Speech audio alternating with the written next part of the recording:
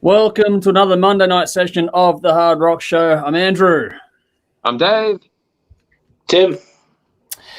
We're all here once again. Hope you're all keeping well out there. We've got a bit to get through tonight. We're going to review the latest from Saxon, Korn, and Aussie rockers Electric State. We're going to chat about the new singles from Dorothy, The Black Skeleton, Leadfinger, and Hailstorm.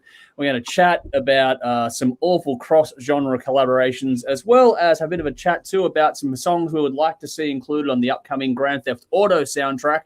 So there's a lot to get into tonight. We're going to have a lot of fun with this one. But before we do, as always, make sure you like, follow, subscribe, all the usual shit that everyone gets you to do. We're no different to anyone else.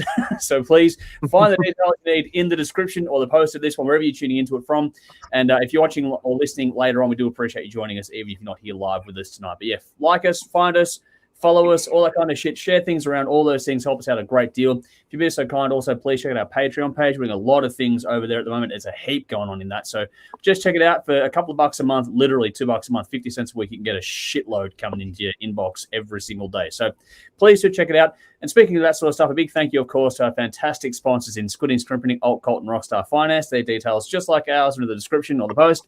So like them, find them, give them a follow, a share, all that sort of stuff too is greatly, greatly appreciated as well. But we got the comments coming through. Good to see people jumping in here tonight. Thank you one and all for joining us. We do have some stuff to get into though. So, but before we do, let's do the rounds, and I'll address some comments here as well. So, Dave, how you going today? Yeah, I'm good. It's been a while since I missed last Thursday's one because it was my birthday. Turned 42. Had the day off work. Had my Guzman and Gomez breakfast burrito. Got some red D's and got drunk. Oh, how good are the breakfast burritos, man? Guzman and Gomez, there's crack in the food, I swear. There's no way that food is that good. It's pretty much spot on. But yeah, best thing around the breakfast burrito. I used to work near one. So when they opened up, they had free burrito day. I went and got my free burrito. And the guy behind the counter's like, "You got to try the breakfast burrito. They're fucking awesome." I haven't seen him there since. I think he got fired. But he was right. He made me go try one because they're fucking awesome. Man. Yeah. Best thing ever.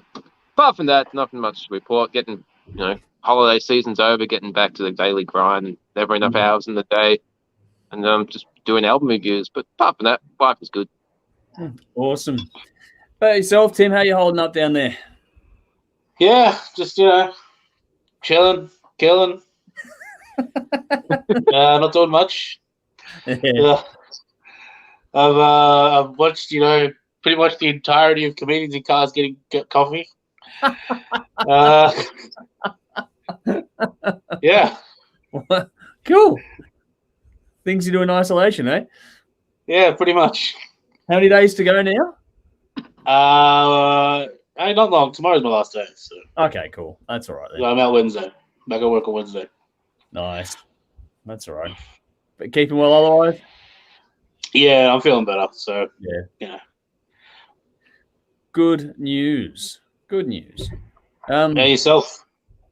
Yeah, not a lot to report. Same as everyone else. Just back at the grind now. We're well and truly back into the swing of things. Just a constant juggle of scheduling things and then rescheduling things amongst ourselves here because we try and get the right people to do the right things at the right time. But we're getting through that all bit by bit. But around that, just, working where I'm working and just piling things on. Like, if you're in the Patreon, I'm not trying to slam this to death, but if you're in the Patreon thing, you'll get an example of just how much work is going on behind the scenes. There's heaps. So we're flat out behind the scenes and just trying to keep up with everything. It's going to be a massive year. We're only just started Feb, and it's just huge already. It's going to be another big one. So it just is the way it is, but like it that way. It's better to have that than not enough to talk about. So, I mean, fuck, it's us. We can talk anything anyway, but, it's a bit of fun. We've got some different stuff coming up. But, yeah, no, everything's good. Just same old, really, at the end of the day. So, not much to report. Just keep on keeping on. Let's get to some comments here that people have joined us. So, Nicole on YouTube, evening all. Good to see you here again. Thanks for joining us. Same with Rowan. Thank you, too, for jumping in there on YouTube. Dean over on Facebook. Hope all is well. Hope you had a great birthday, Dave. So, yes. Thanks, man. Did indeed. I don't know if you saw it, Dave, but on Thursday I did wish you happy birthday in the stream. I thought. So there we go. Sally on Facebook, hey guys, here again. Jeff over on YouTube, hi lads, hope all are well. We will get to some other stuff here in a second. So Sean's gone, good evening, guys. WA send the best. I don't know why you're here tonight, Sean. Electric State. We'll get to that soon enough.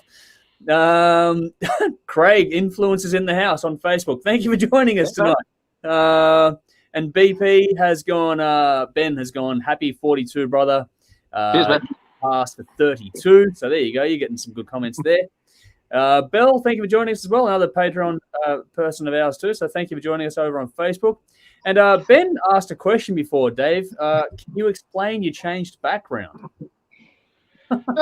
Hasn't changed that much. I just moved it up a little bit.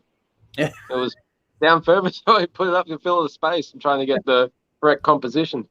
But yeah, if you're referring to like a year ago, I am now outside because I'm too loud. I have 2 kids that have to sleep and go to school, and they get sick of hearing Daddy apparently laugh at his own jokes.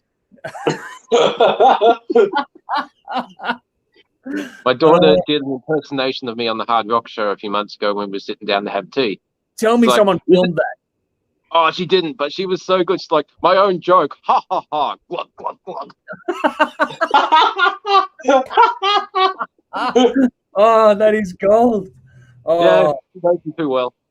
We have to get Jay to do that on camera at some point. You know that, right? Yeah, it'll happen. I want Guaranteed. That is awesome. That's almost as good as the time when the Better Halves all mimicked us on the show back at the old studio. Fun. That was hilarious. They did too good a job. Yeah. Deb, Chantel, and Funny Jody. Scary. They were bang on the money. But yes, impressions are good. If anyone out there wants to have a crack at it, then by all means, send us a video and see how you go. I'm sure. Yeah, impersonate the Hard Rock Show crew. Shit, there's a can of worms. Yeah, I know. That could be interesting. That sounds like a TikTok challenge. You have gotten onto TikTok as well, so you're the only person I'm following. The show, Hard Rock Show. That's where if I ever feel too smart, I jump on TikTok just to let some brain cells die. Just flick through it. It's just, oh fuck, this is terrible. Why am I watching this? This is worse. But you stay there and you keep watching. That's the thing. It's no, stupidity is catching. Yep. What you should do is follow some bands. There's some cool bands on there, man, like Metallica and that. Alice Cooper's on there. They've all got official channels. So start searching bands up. I'll start digging deeper. Yeah, it'll improve the feed because the stuff they just chuck on you when you're not following anything. It's just like, for fuck's sake. I think the most interesting thing apart from the Hard Rock Show was how they make Neapolitan ice cream. It's fantastic. Okay. There's this machine coming down and it's got the tub and it brings it out and it's got all 3 flavors all mixed together. It's just like, fuck, that's how they do it. I learned something on TikTok. I don't believe it. See, not all brain cells die. Yeah, not all brain cells. The ice cream up bands get going. They're all about ice cream now. So you're a wax man by day trade, and then you learn about ice cream on TikTok at night. Yeah, moonlighting one day. As long as I don't fuck things up and get it mixed up. Send the ice cream out for people to wax their badge and send ice cream. You need now, you need Neapolitan wax. I'm not waxed, I'm just really sticky. Oh.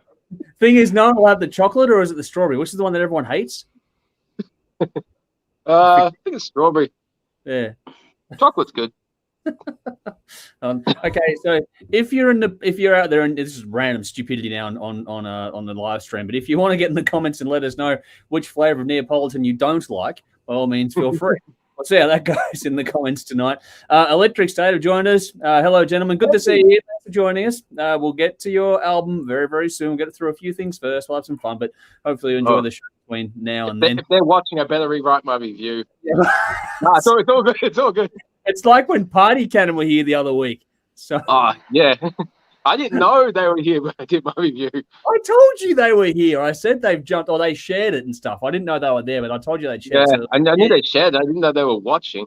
I only found out after my review. I was honest. I didn't bin it. No, it's all right. All right, what do we got here?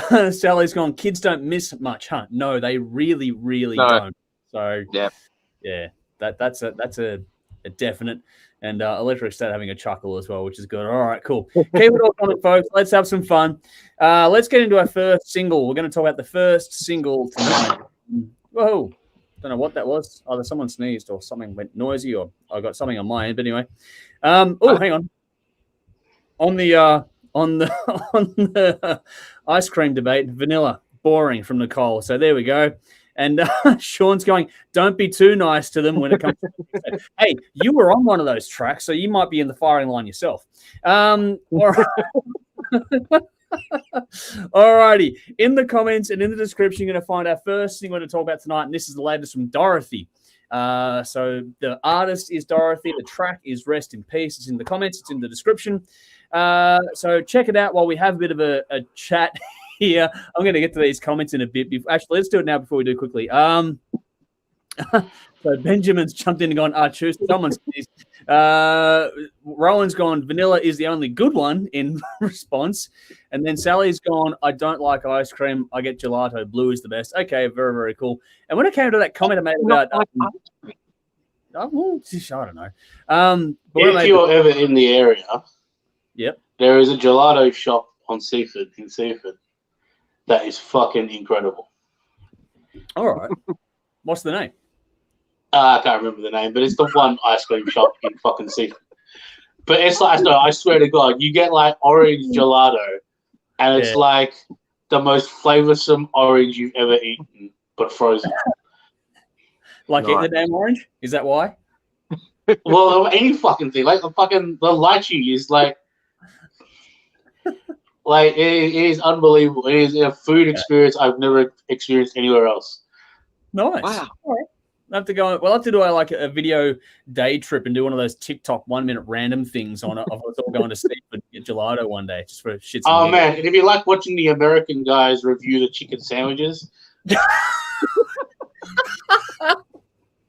take one bite. It's like, see what restaurants can kick us out fastest.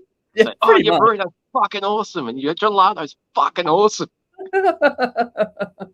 Yeah, not kid-friendly reviews. Just quickly while we're having a bit of back and forth here, when I mentioned that Sean was on one of the Electric State tracks, Electric State piped up saying, we wish he wasn't. So here we go. This is this is going well tonight. All right, we're into a bit of fun with a Monday night. All right, so back to the point, I guess. Let's get it onto Dorothy. Rest in peace. So that is the artist, is Dorothy. Song is Rest in Peace. I've already shared the link. It's in the comments. It's in the description if you missed it. But let's do the rounds on what we thought of this one. Tim, let's start with you. I love her so much. Like, call me. Yep. Yeah, she's great. Yeah, very, very good. I love the last album. I think, and this one continues on more of the same. It's got that kind of sitting by the campfire feel to it. It's very chord friendly, very and it really lets her vocals shine and sit on the top. It's just great. Great swampy drums feel to it. It's a great song. Love it. Yep. Nice. Cool. How'd you go with it, Dave? The song is called Rest in Peace. How is The Undertaker not making a cameo? That would be cool. At the end or at the start, just rest in peace. Anyway, I feel like I should know this band, but I don't. I think I've heard the name, but yeah, so my first time listening to this. Have you missed the reviews? Wow. What's that? Have you missed the reviews? I don't think I've ever heard them. But okay. Yeah, this singer is amazing. She's got a very powerful and very soulful voice. Sometimes you have to trade off one for the other, but she's got both, and I think that's fucking great. I love the way the song's structured, how it builds up, and it's got really interesting lyrics, and it's a very cool song. My first time listening to them, so I'll be checking out a lot more stuff from them. Yeah. And have to say, in the video, her jacket's fucking cool. Yeah. Very cool jacket. Yeah. She's got it all. She's got the look, the sound, the vocal is fucking to die for. Her vocal tone smokes on this one. I think it's probably listen to a fair bit of their stuff, but I reckon her vocal is probably getting stronger as the years go on. I love her tone. It's glorious. It's funny because I think she's just learning how to use it better. Yeah, well. It makes a big difference. I mean, if like that first album is very much like hard rock album, and it just didn't quite sit. Yeah. Whereas now it's just kind of they're leaving the space for it, and she's just taking it up. It's like they learned from that sort of more stoner rock one, the last album that you and Brendan in particular really enjoyed, and they've just learned to use the space incorporated in that, with the rock elements from the previous album being more pumped in again. So it feels like the amalgamation of the previous work coming together on this one. There's 2 singles now from this one. The new album is going to be Gifts from the Holy Ghost. It's due sometime in our autumn here in Australia. I wasn't as convinced on the last album as, like I said, Tim and Brendan were, but the 2 singles I've heard from this one so far have been fucking phenomenal. So I'm definitely very, very keen on this now. I think for this particular track, it's funny because we're talking about Hailstorm later on, but if you're a fan of earlier Hailstorm and haven't checked out this band yet, that'll be a good little sort of entry point for you to reference. But yeah, her vocal is just amazing on this one. It's a building kind of a song, not the heaviest hitting thing out there, but it's got a lot of mood, a lot of melody, and it's just, if you like a great smoking female vocal, then check this out for sure. It's got plenty of balls about it, but I'm looking forward to this album now a lot.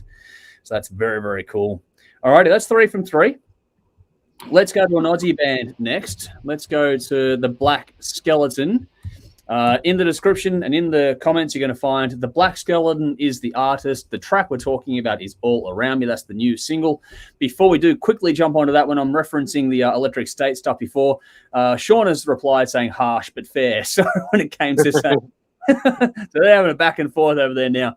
Back onto Dorothy for a second. Sally's gone, I absolutely love this. It totally reminds me of Alana Miles, if anyone remembers her. Wow, okay, cool. Can't wait to learn the lyrics so I can sing with her. That is an awesome compliment. Very nicely done there. Yeah, the comparison I made last time was Grace Slick from Jefferson Airplane. Mm-hmm. She's got that really classic tone, but with just the right amount of grunt. It's fucking really, really good. Anyway, we'll move on. We'll keep going on that one. But the next one is the Black Skeleton. So let's go to Dave first on this. How'd you go with this one? By the way, just this is fronted by Def Rhyme vocalist Quinn Gardner-Kane too. So just that's a different okay. Wow. Wow, fuck, I remember Def Rhyme. I remember we reviewed their album as a retro thing back in the garage. But and then he jumped on and commented about something I said. He kind of took it favorably, but that was cool. But I'm not going to piss him off this time. But yeah, this is really cool. I wasn't sure what to make of it my first time listening to it, because you're not really hearing music like this at all. There's not really much you can compare it to. It's certainly something different.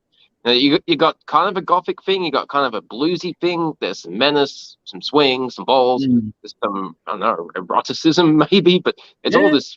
It all comes together in this awesome kind of, I don't know, kind of someone who travels from town to town spinning stories on the corner and just not really. I mean, there's a band to it, but it's more about the character and the feel and the atmosphere. I thought it was really well done. And like I said, there's certainly nothing else that you can compare this to. It's certainly something different. So if you want something that you don't always hear, give this a listen. I thought it was really cool. Nice. Cool. All right. What about you, Tim? Yeah, like Dave said, there's this kind of bluesy gothic feel to it. But the thing that tied it together for me was the lead guitar, because the way that I kind of listened to it was, it reminded me a lot of Era Vulgaris by Queens of the Stone Age. Okay, yeah. And that kind of style of lead guitar, and it just tied everything together for me, and that was sort of my entry point. Yeah. But I thought because of that, the songwriting was very cool, because it's like Dave said, there's not really anything else really sounding like this out there. The song was really cool. Once you hear it, it's going to stick with you. And I know this is just a standalone song, but I'm assuming there's more stuff to come. Yeah. If they can put this into a longer release and tie it all together, it's going to be fucking great. Yeah. I know they're working on more stuff. There is a previous single out there as well. So if you find this one, you can follow it back and go to that one. Now, just for the record, I mentioned Quinn Gardner-Kane from Def Rhyme before, but also Dave Leslie is the one playing guitar on this one. Some Aussie rock royalty there. So this one is different to either of the previous projects. But this one, it's that whole thing where, like Tim referenced, the duality between the guitar and the vocal on this is what really makes this thing cohesive and go together. You got the gothic element, you got the storytelling element too. There's a lot of soul in this one too. I think Quinn's vocal is just smoking on this one as well. I think he's got a great performance on this one. You got this dramatic flair to his performance here. It's not just a standard singing vocal performance. There's a lot of drama, a lot of flair going on while Dave looks at the plane overhead. Fucking plane, you can hear that, coach. But yeah, I really did like how the song built and the drama that went through it. If you're looking for something that goes it's like this is one of those ones that'll go just as well in the pub or in like a laid back lounge kind of setting. It's just as good in both of those environments for mine. So this has got what it's, I don't know, there's something a bit more sultry about it. It's got a bit of soul. There's, I don't know, I liked the moodiness in this one, which is really, really cool. It's got that darker vibe. It's different to their last single. So, you know, between this and that one, you're getting a lot of different sides to this outfit as it is. And I'm looking forward to a lot more from this because it's going to be one of those ones where it's, I don't know how heavy it's going to get, but there's going to be a lot of emotive sort of context and weight, and I like those kind of listens. So it's going to be interesting to see where it goes. But yeah, this is a very, very cool little single. So yeah, please do check it out and let us know what you think. Nicole's gone on a very quick listen. Reminds me of Frank Zappa. Okay, that's an interesting. Okay, cool. Yeah, all right, cool. Yeah, fair enough. And then going back to the back and forth between Sean and Electric State, they're saying Rocket Sean is great through auto-tune. We love you, Sean. Have at it, boys. Loving it. All right. Let's go to the other Australian single we're going to talk about here tonight. And this is the latest from Leadfinger. So the artist is Leadfinger. The song is Sleeping Dogs. It's in the comments. It's in the description as well. So that's what the track we're going to talk about next is here quickly. Hold on. So Andrew's joined us here. Good to see you here, buddy. Thanks for jumping in. He's gone, the guitarist from Def Rhyme is the father of my son's best friend. Well, there you go. Small world after all. And they've got stuff coming too. So don't sleep on Def Rhyme. They've got some new stuff coming very, very soon as well. So keep an eye for that. We'll have more for that as it comes to hand. But for now, we're going to move back on to Leadfinger. So Tim, how'd you go with this one? I loved it. This was like this track took me back to high school, where it was just very strummy indie rock. Yeah, this would have been all over Triple J 15 years ago. Yeah, yeah. Like this like and you would have seen them playing it the big day out on the same stage as Wolf Mother and the Arctic Monkeys and Tame Impala and all that kind of band. And if I know, we generally don't cover those kinds of bands, but this is also a little bit more. There's more to it. Grungy and it's a bit more grungy and a bit more like punky than those bands I just named as well. Yep. So it's got a bit of drive to it as well. But yeah, this is great. It's just a simple song with great melodies, and you can't go wrong with that formula, I don't think. Yep. And dogs in the film clip. Yes. Yeah. There's a winner. Can't go wrong. No, you can't. What about you, Dave? Yeah, I got to be honest. When I first put this on, I didn't hear the song at all because I saw the dogs, and then my kids saw the dogs, and like, oh my god, those dogs are so cool. So yeah, I heard none of the song. We're just looking at the dogs at the beach and having fun. So yeah, then the next day I put the song on. I put it on Spotify, and it's a good song. It's happy, upbeat. It's one of those songs to put on and enjoy the finer things in life. You get that whole dog's life. You get that from the video, and it's just a happy song. The clean guitar tone works really well for this. Usually distortion. I love distortion, but a good clean tone is also cool. But I know nothing about this band, but this was a good listen. It's just kind of like a cleansing of the palate. It's something that put it on, and it's not political or heavy, or it's just fun. It's got a good vibe, and if you like that stuff, then it's cool. Yeah, this is a pretty chilled track. This one, it's got that upbeat vibe, which has been covered to death, but it's a lot of fun. The beach setting with the dogs is really fitting for the visual to go with the song. Now, this is about the band's third or fourth single from the new album coming up. So they've got an album. If you like this, they've got an album called Silver and Black, set for release on February 25th. This is just, I don't know, this one. I think the first single I got from the inbox reminded me like a classic sort of Deep Purple kind of vibe. So they've got this rock kind of storytelling vibe, and then they go to like this is actually the most different one of the lot.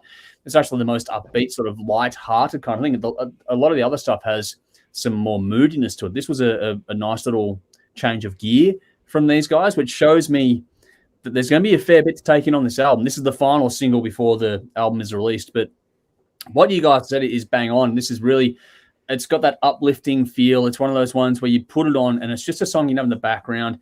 It is the whole thing. If you can imagine having a couple of drinks, your dogs running around on the beach, this is the perfect song for that kind of environment. And, I just like the delivery. It's not a complicated thing. It's just that, it's heartfelt, but it's real. It's very, very genuine, but it's, just that light touch on the album. I reckon it's going to be one of those ones. It's going to be very, very cool. I did enjoy this one a lot, and I've liked the other stuff as well. So I'm very much looking forward to the album. So it's going to be on the list for us to review in a few weeks' time as well. So yeah, I'm looking forward to this one a lot. This the run of singles have sold me on this. Very, very keen to check out more. So there we go.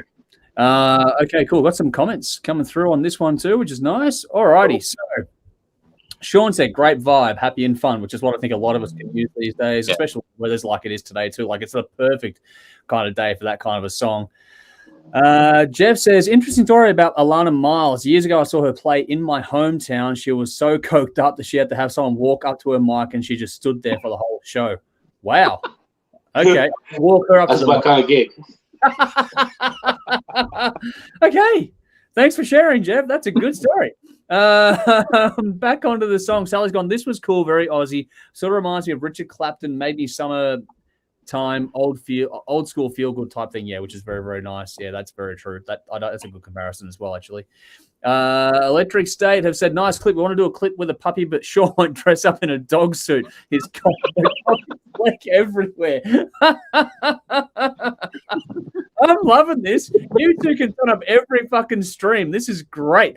All right. Benjamin over in New Zealand telling us check out some stuff there. So check out our New Zealand bands, Scorn of Creation, Dark Divinity, Synod Caridian, Pull Down the Sun, Depths, His Master's Voice, Devils. You've got a lot of fun bands here.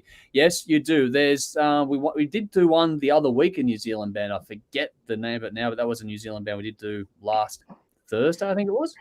That kind of gothy band. Yeah, that one. I have to check out the fucking notes on that. But yeah, we do, when we get it in, we do cover it, absolutely. And Sally's gone, yes, Devil Skin. We do like Devil Skin here. So yes, I think they've got some new stuff coming relatively soon. We did miss covering the last EP. And Sean's going, don't encourage them. So, hey, I don't care. I love it. It's entertaining. All righty, let's go to the last single of the night, which is a band that I think most of us here will know if you're watching us. That's it. Lee's gone N-Boss. That's the one I was talking about. Thank you, because you're the one that sent it in. So good find there from Lee. N-Boss was the New Zealand man we talked about last time around. So thank you there. And thank you for joining us, Lee. Good to have you here. All righty. In the comments, in the description, our last single for this evening is from Hailstorm. It's a band I don't think needs much introduction. But anyway, it's Hailstorm. The new single is called The Steeple. So, Dave, how did you find this one? Yeah, I clicked the link on the page when you sent this through. And I'm watching on YouTube, and there's a picture of Lizzie Hale, and there's all these hands around her. Yeah. The song comes on, and I'm watching, and I'm waiting, and I'm watching. I'm thinking, something's going to happen. Get like halfway through the song, like, oh, fuck, it's just audio. This isn't an actual video clip. I'm waiting for her to move or do something. But, so, yeah, that was a bit distracting. But, yeah, I listened to this a few times, and, yeah, it's cool. It's what you would expect from Hailstorm. You know, Lizzie's got a hell of a powerful voice, and the song's got not a right hook in the chorus, but honestly, they've done better. And, yeah, I'm not, like, jumping out of my seat to hear this upcoming album if this is, like, the first track from it. So, they've done better in the past. I mean, it sounds like Hailstorm. It's got a good voice, but yeah, they've done better. So don't want to be horrible or negative or anything, but yeah. All right, cool. What about you, Tim? My experience is actually very similar to Dave's. Okay. I was waiting for like the hands to like, sort of move around or something. Yeah. They get about halfway through the first song, like, oh no, they're not doing anything. Yeah, no, it's just I'm not the only one. Yeah. The song's good. It's not great, but it's good. Having said that, if a lot of it's going to depend on the album, because I mean, if there's 10 songs this good on the album, it's going to be a great album. If this is the best song on the album, then it's going to be fairly average. So we'll wait and see. Yeah, I enjoyed it, but for me, it was the context against what you guys are saying is that I have been a little disappointed by the last couple of albums, and this one felt like a little bit more of a return to form. And when I saw them at Download Festival, I was like, I wasn't quite convinced on live performance. You know, was trying to catch a few different bands at the same time, and my wife Jodie and I just sort of caught a bit of Hailstorm. It's like, yeah, it's good, but she spent a lot of time sort of just talking and holding sustained notes and not really, kicking it in the ass kind of thing for a short festival set. This feels like, when you take into account the last couple of albums, that sort of live experience, and then you go onto this song here, this feels like a bit more of a return to form for me. So I'm a bit more excited than you guys are. I do understand exactly what you're saying, though.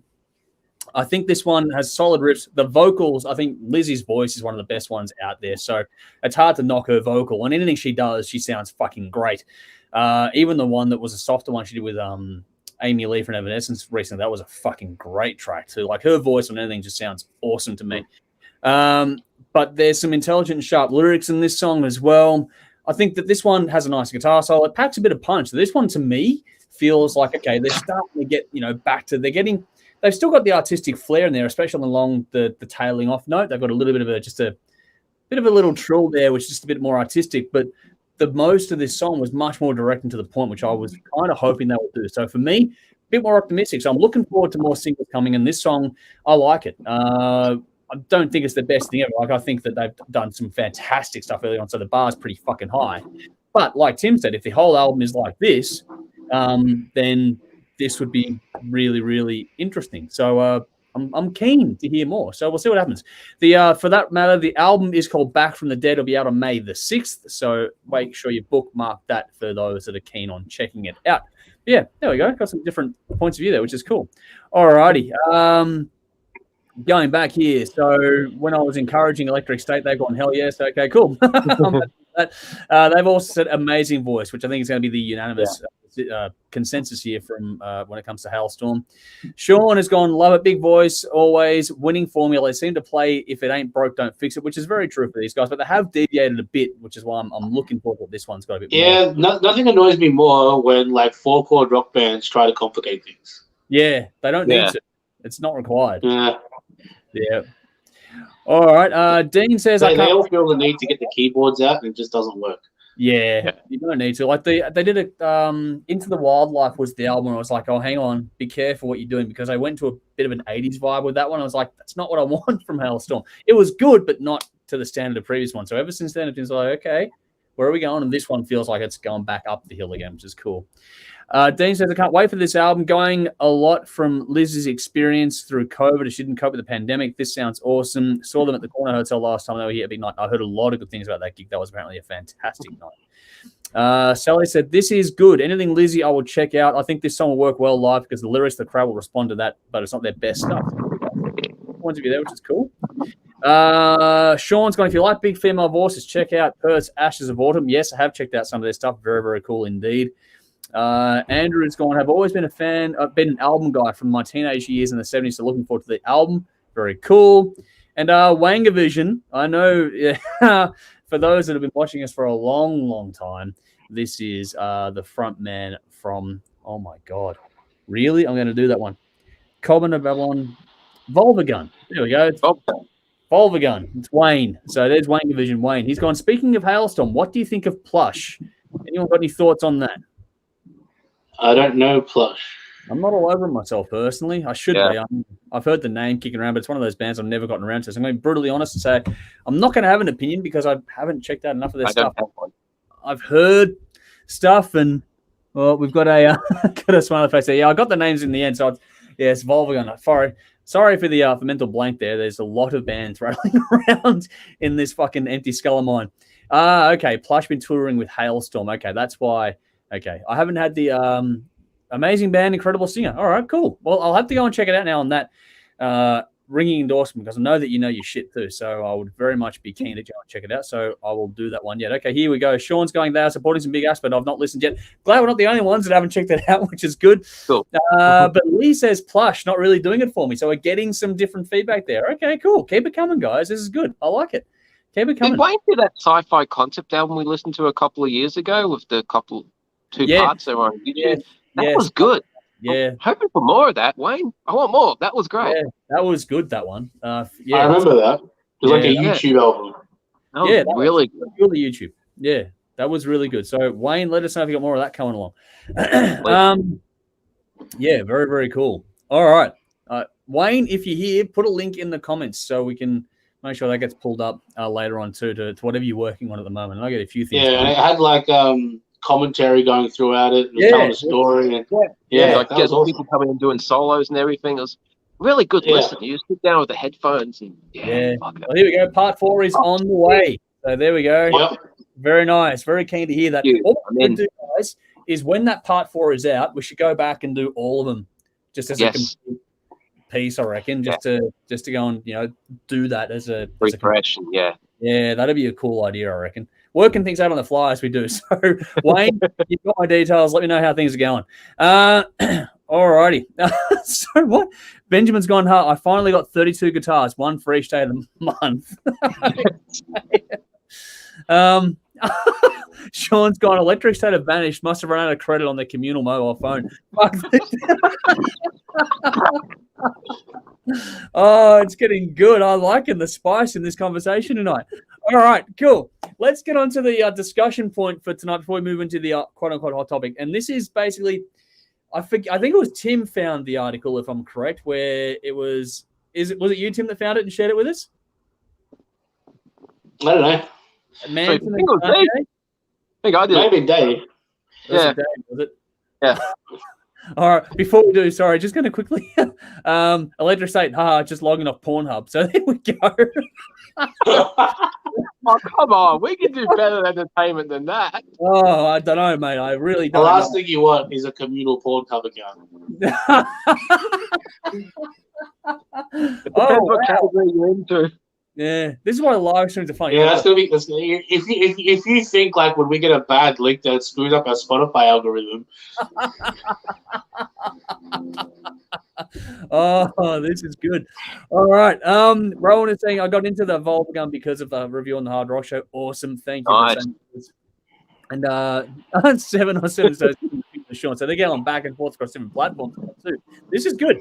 All righty. And Wanga has gone, cheers, Rowan. So that's awesome. They're cool. Alrighty. Discussion point for tonight is 5 or more, whatever you got on your list out there, is terrible cross-genre collaborations. There's a recent article kicking around where Marilyn Manson and Kanye West are apparently teaming up to do an album together, I think this year or next. I'm not sure of the details. I saw the headline when I'm not even going to fucking bother reading about that. So the title was enough for me. So this has inspired a chat for us to come up with a few of our worst cross-genre collaborations. I'm pretty sure there's going to be one we're going to cross over on, but we'll see how we go. Let's go to you first, Dave. What did you come up with from your list? Okay, first up, first thing that came to mind was 2, that Rob Halford industrial fucking thing that he did with Trent Reznor. Really? When we reviewed that last year for the Maiden, the Halford versus Dickinson, that was just, that was painful. Okay. I don't know what award performance it was, but Kanye and Paul McCartney deserved so much better than that. That was cringeworthy as well. That one actually had whitewashed that one from my mind. This next one is actually really successful and a lot of people like it, but I can't fucking stand it. Aerosmith and Run DMC. Really? I fucking hate that. I don't know what's worse. The original Aerosmith song is much better. Yes, it is. Thank you. I thought I was the only one that actually thought that, but the original Walk This Way is much better. And the worst part is they fucked up the song by changing the lyrics. If going from backstroke lover to backseat lover, if you're a backseat lover, you're not exactly a high school loser that never made it with the ladies. So I don't know why they changed those lyrics, because the song now doesn't make any sense. And yeah, the original is just so much better. The solo's got more feel, the rhythm, the tone, the performances. Yeah, I actually don't mind Run DMC. It's tricky as fun on Drunken Singstar. Okay, as far as hip hop goes, they're not bad. But crossing with Aerosmith is just wrong. Wow. I haven't heard the song in full, but Slash and Rihanna, I know they did some song together, and it's like, oh no, Slash, dude, what are you doing? No, horrible. And the Lady Gaga guest spot with Metallica at the awards, where Metallica didn't even get an acknowledgement when it was introduced. It's like, here's Lady Gaga, like Metallica is some type of fucking backing band. And I thought she offered nothing new to the song, which is pretty cool, but not with it. So, and Hetfield's mic stopped working. The rehearsal was a lot better. The rehearsal footage was a lot better than the actual performance that went to air. Yeah. But yeah, it just didn't work. It wasn't needed. Okay, cool. We've got some comments, but we'll get to those in a minute. So, Tim, what about you? What have you got? All right. First of all, I just want to mention this as a great collaboration, but a great cross-genre collaboration. But Snoop Lion is fucking awesome. Okay. But as a segue to a wonderful performance, if you've never seen it, because Snoop Dogg has two terrible performances. There's one where he plays with the Red Hot Chili Peppers and one where he plays with Metallica. Ah, yes. And they're both fucking bad. terrible. Sad but true. Was it sad but true? Yeah, there's either one where he does sad but true. Oh. That's bad. It's almost as bad as Metallica and Lou Reed. It's terrible. Now, a band we're reviewing later tonight did a terrible album. Korn did a dubstep album. Yes. Yeah. So bad. Now, that actually has a couple of songs on it I like. But the sad bit is it was probably the best Korn album that did not have Monkey on it. Yeah, possibly. You know, Twisted Transistor has a great clip, but that album's not great. But now we got to the cream of the crop. This is the cream of the bad collaborations. Now, first of all, David Bowie and Mick Jagger. Oh, Absolute horrible. Absolute horrible. Just garbage collaborations. Now, I love Paul McCartney, and I love Stevie Wonder. Yes. Ebony and Ivory, it has to be like we covered cheesy music on this show. We've never done anything as cheesy as Ebony and Ivory. Yes, it's true. Keep in mind, I did not put Paul McCartney's song with Kanye West on here. Yeah, that's saying something, isn't it? That's really saying something. Fuck. Oh, that song's not as bad as Ebony and Ivory. Which is amazing because Stevie Wonder is so great. Yes, that shouldn't be as bad as it is, but somehow they made it terrible. And this one, this was so bad they released a clip on it online, and they announced a full tour, and it got cancelled before the first date of the tour. Yeah, which one's this? In fact, there was a member of one of these bands who left the band to go hunt aliens, and at this point he looked like the same guy. And I'm talking about the collaboration of Lil Wayne and Blink 182. Yes. If you haven't seen Lil Wayne singing for Blink 182, it is by far the worst thing in the history of music. Yeah, it's not good at all. Oh, fuck. All right, are you done as well there? Is that you wrapped up? That's it. All right. I've got some comments come through, which is fucking nice. Alrighty. I'll get to those in a second. So I'm going to go with the obvious choice first. Metallica, Lou Reed, Lulu. That's just not a good album. It's got fuck all to redeem it. It's just a really bad collaboration. Tim, you and I are on the same page with Path of Totality. Korn with Skrillex and a whole bunch of other DJs was not a good idea. That was pretty fucking bad, actually. That was kind of painful to sit through, to be honest. I have seen a comment referencing this one and it hasn't come up yet at all, but Jimmy Page with Puff Daddy, Come With Me. That destroyed the legacy. That was so bad. I forgot about that. That was fucking horrible. I don't know if it destroyed the legacy. Oh, well, it's shit. It was bad, but we didn't remember it. I remember all about it. Like, It's like Fat Elvis. Like, I mean, it existed, but we forget about that part.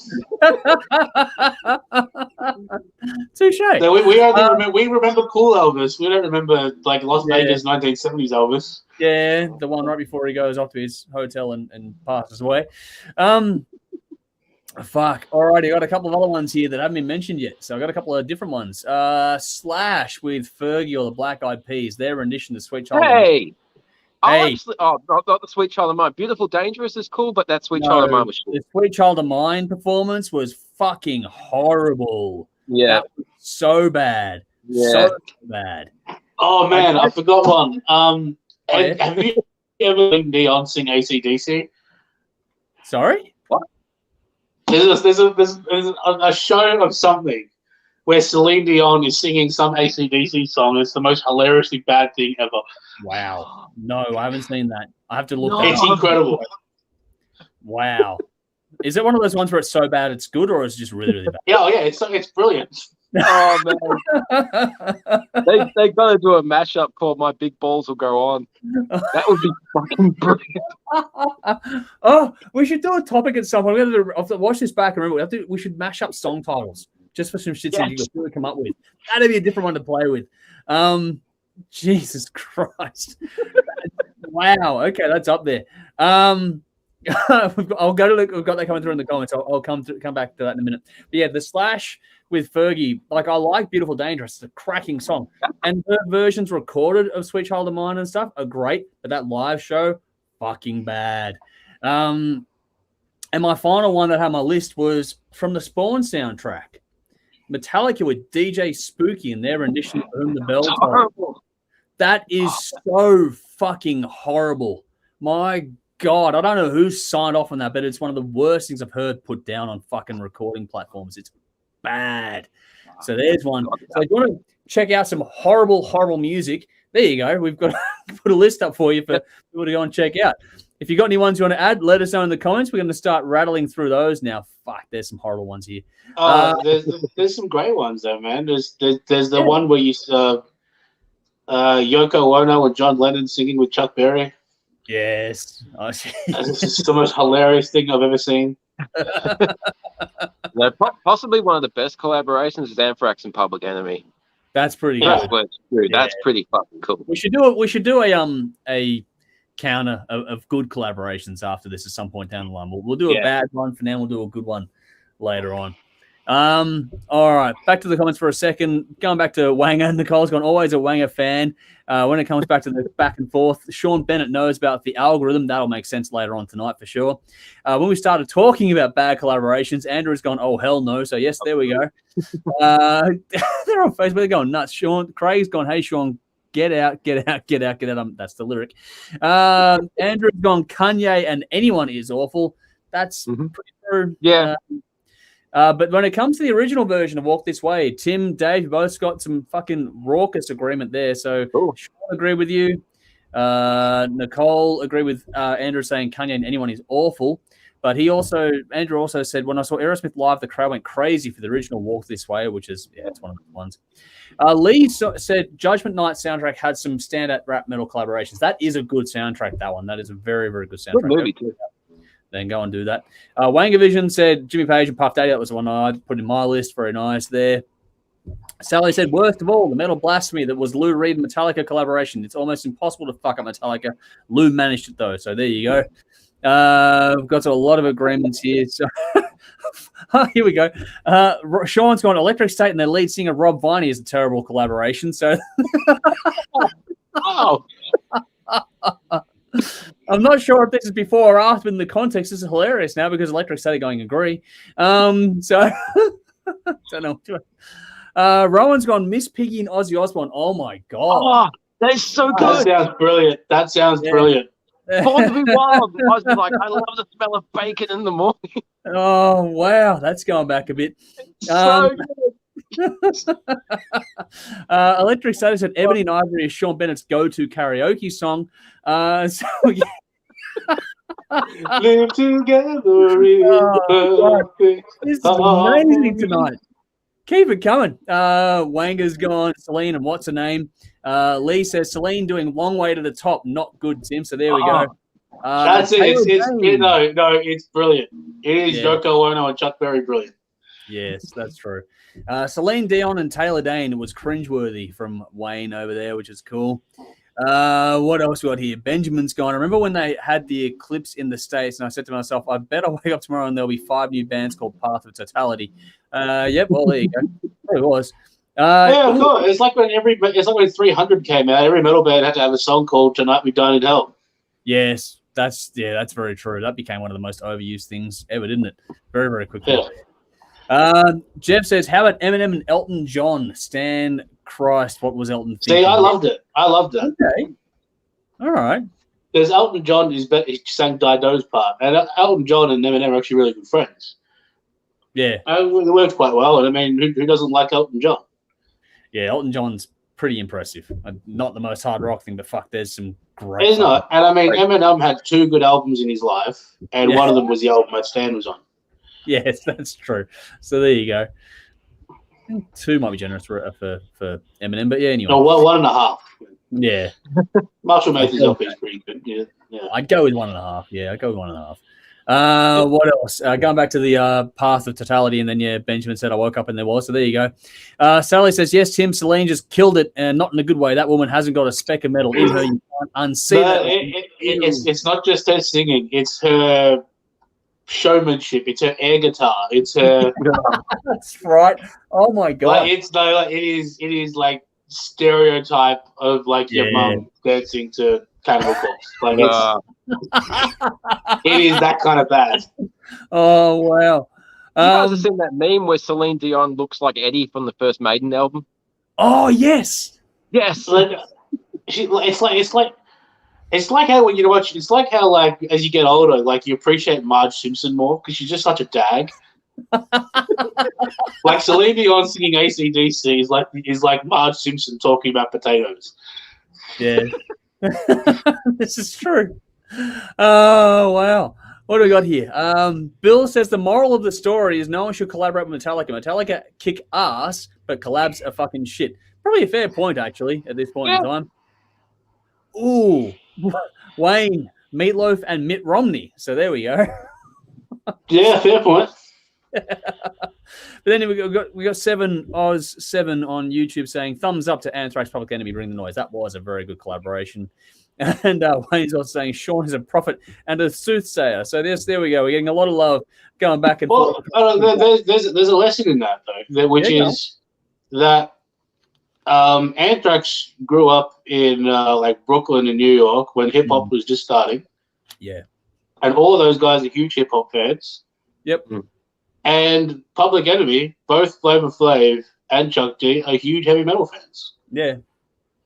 So they understand the worlds of each other. Yeah. Well, Body Count is a great case in point. Of Body Count. Ice-T's a huge metal fan. Yeah. You know what I mean? Yeah, that's when it works. Yeah. Now we should do when people do something because they want it. I love the Prophets of Rage. That was pretty cool. Yeah, that was pretty cool. That one. You know, when people do something because they want to do it, it's not like Metallica and Lou Reed, where like Lou Reed just said, "I've got some lyrics. You want to play for it?" And Metallica are just at that age where Lou Reed's a big deal. It's just like, yeah, sounds cool. Yeah, and that's it. True. Ooh, 707 on YouTube is challenging Bill Short's comment on Facebook. So this is where we're getting really fucking interesting now. Challenging that Bill, Miley Cyrus nailed it singing into James's eyes. That was the Nothing Else Matters, I think, if I'm correct. I might be wrong. Miley's a good singer. Yeah, Miley's a good singer. She got her version of Jolene, for example, was fucking phenomenal. But even on the last album, there was some interesting stuff because it was actually Tim C's. We reviewed it for him, and it was actually not as horrible as I was expecting it to be. So there we go. It was worse. It was terrible. And it certainly wasn't a rock album. No, not really.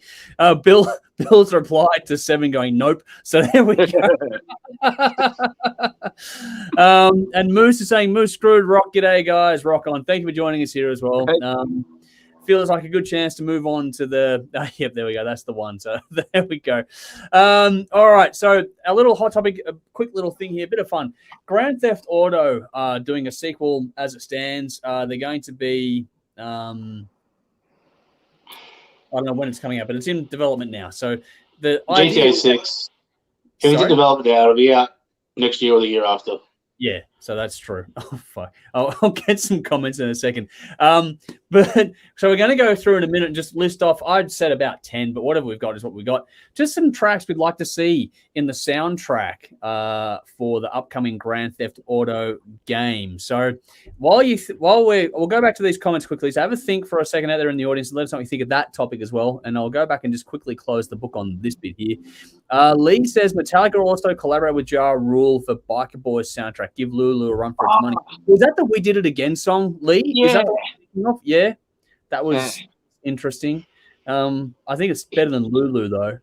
But yeah, more than this, nevermore, you whipping boy. That was a line in the song. I remember that. That was interesting. Wayne says, I'll just add that most metal bands with an orchestra is rarely a good combo. That's actually pretty true. Usually sounds like a bad afterthought, probably in a minority there. Depends on who's doing it, but if it's done right, it comes off brilliantly. If it's done not quite so right, then yeah, pretty ordinary. That's the thing. Quite often it is just an afterthought. Yeah, that's true. Something different to add to their repertoire at that point in time. Yeah. Electric State, Sean Bennett came in like a wrecking ball. So that's another one here, actually. Miley's Cool from Sally. Miley's Cool. Say hello to heaven at Cornell's tribute is fucking great. That is true. That is an amazing performance. If you haven't checked that out, look it up. Miley Cyrus, Say Hello to Heaven for Cornell is fucking brilliant. Her vocal is outstanding on that. And then, yeah, Electric State saying so good. And Nicole is agreeing with Wayne when it comes to the shitty orchestra performances. All righty, let's get stuck into our 10 or whatever tracks you've got that we'd like to see on the upcoming Grand Theft Auto game, which we're expecting to be released in the next year.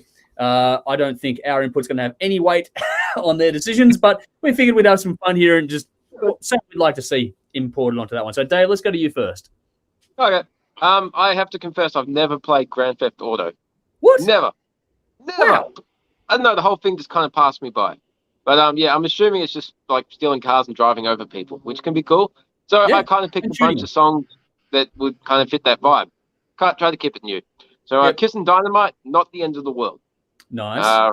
Reckless Love, Turbo Rider. Yeah, Eclipse, cool. Saturday Night, Slash, The River is Rising. Yep. Mammoth, Don't Back Down. Yep. Nesta, On the Run. Airborne, Breaking Out of Hell. Oh, that's Dee cool. Snider, I Gotta Rock. Yep. Iron Stone with Mr. Struggle. Ooh. And Wednesday 13, Bad Things. Well, nice. Driving over people playing bad things would be fun. That's a game you play then, Dave? Yeah, well, listen, lyrics influence people, so he says he wants a car to run over your head, put it in reverse and do it again. I thought that would be fitting. All right. So, Tim, I don't think you had 10, but just give us what you got. Well, so I looked up what was on Grand Theft Auto 5. Yeah. And it was mostly just, popular American songs with the teenagers of the time. I think I only recognized Dipsy Hussle. Okay, wow. That was it. So I thought about it, and I just thought I would want... if I was it, I would want Talk Shit, Get Shot. Yeah. Cop Killer, and Black Hoodie by Body Count. Yes. Black Hoodie be fucking brilliant, actually. Yeah. Now, all three of those tracks would be great. Outside of that, what I would do for a video game is I'd just go on YouTube and I would just play the Tony Hawk Pro Skater 2 soundtrack, just because that is the peak video game soundtrack. Yeah. Okay. Cool. I did the thing where I went through and based mine on, how everyone goes, who's here in you go to a YouTube video and go, who's here because of Grand Theft Auto, or who's here because of whatever game. It's a YouTube phenomenon where everyone goes, I'm here because I saw this or heard this song on this fucking place. Be it a TV show, video game, whatever else. So because of that phenomenon, I went and picked a bunch of Aussie bands that I'd like to see get that leg up with the exposure on that side of things. And I thought I'd have some fun with it and try and find some songs and bands that fit the vibe really well. So I've gone with Hail Mary, Yellow Light of Death, Destroy She Dead, Driving Machine, Massive, Full Throttle, Electric Mary, Gasoline and Guns, Audio Rain, One Way, Frankenbach, Drive It Into the Ground, Damnation's Day, The Witness, Sonic Circus, Take Me Away, The Babes, Dive Bars and Muscle Cars, Envenomed, Abandon Hope, Demon Head, Eyes of the Insane, and just a little bonus just for something that I think would just be fitting. Just went outside of the box here and went Incubus, A Certain Shade of Green. That would be my picks for the additions to the soundtrack there. So there we go. What else have we got? So we have comments coming through here. So what we got here? Andrew has said Highway Star, Deep Purple. Come on the screen. There we go. Highway Star, Deep Purple. That's actually pretty cool. That'd be a good choice. Yeah. Sean says the whole of Senjutsu so I can drive around for 3 hours.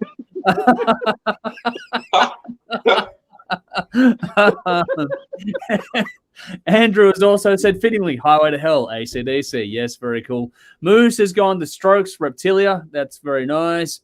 Benjamin, I would have gone New York City Cops for Grand Theft Auto. Actually, that makes more sense, definitely. Benjamin says, except sounded good with a full orchestra. Okay, cool. I haven't checked that one out personally, so that'd be interesting. Here we go. Jeff says, my Spotify woes aside, why hasn't a game like GTA incorporated the app so the game actually plays your songs? Wouldn't that be better than listening to what someone else thinks is good? Yeah, that's cool. I agree. Go At on. The same time, though, you can, like I've got Spotify on my Xbox, and you can play your own songs through the Xbox.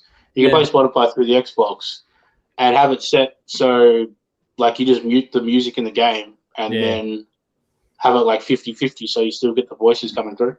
Okay. Yeah, cool. But I would go to a counterpoint and just say I like how many people found, for example, Looks That Kill or whatever it was from Motley Crue. Everyone was jumping up and down because my brother found Motley Crue, not from me, but from fucking Grand Theft Auto. So I think it has an impact on, the cross-culture kind of thing, allowing people to find new bands they wouldn't find and not just, playing what you always play. Oh, man. I mentioned Tony Hawk's Pro Skater as a joke before. Yeah. Man,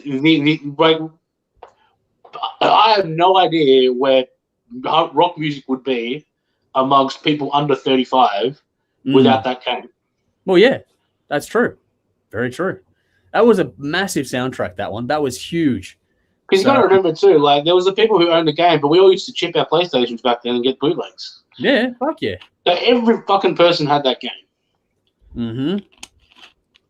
I think it's just as to put the business hat on for a second. When the video game industry is the biggest and fastest growing in the entertainment world, if you can get yourself sort of cross-pollinated into that platform, it's going to pay dividends in some way, shape, or form. So I would still look at it as a serious. I have thought about that for a long time when it comes to the rise of esports and that kind of stuff too.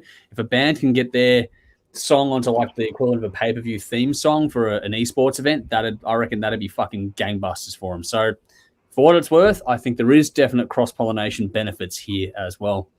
Rowan's come up with one here. Taxi Ride, Get Set. So that would be good for it.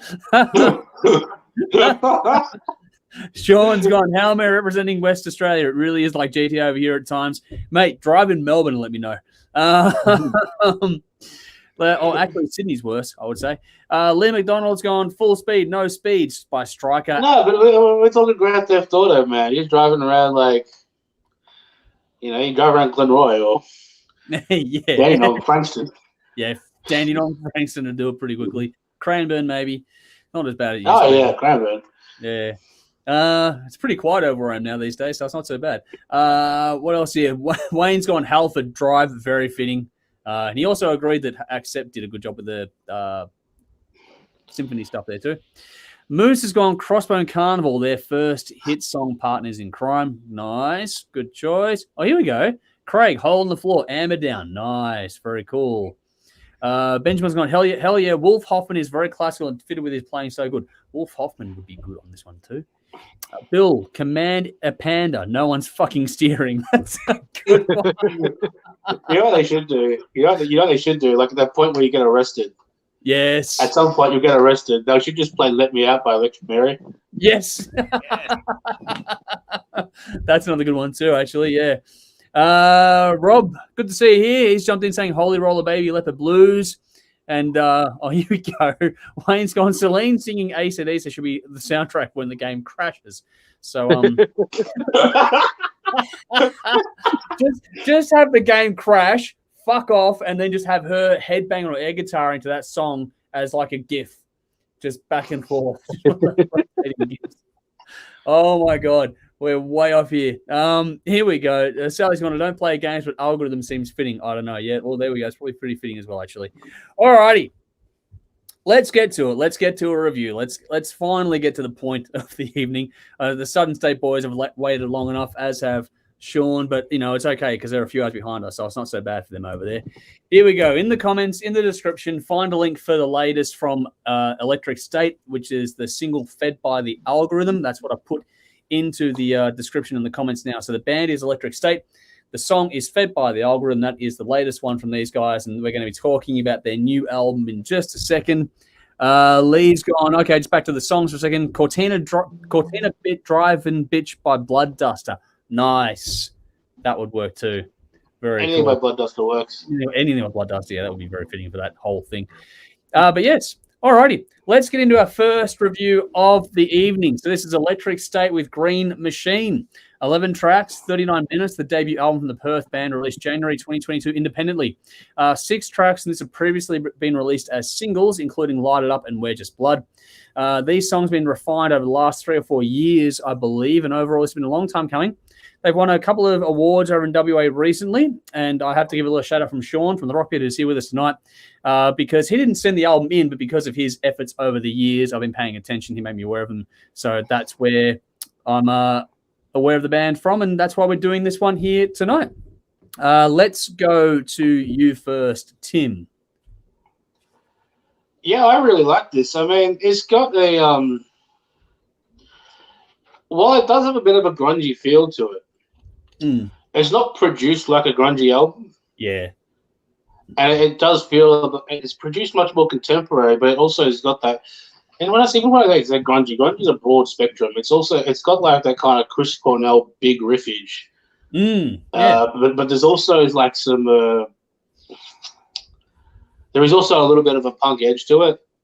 But it's produced in such a way that it just works. It sounds very modern.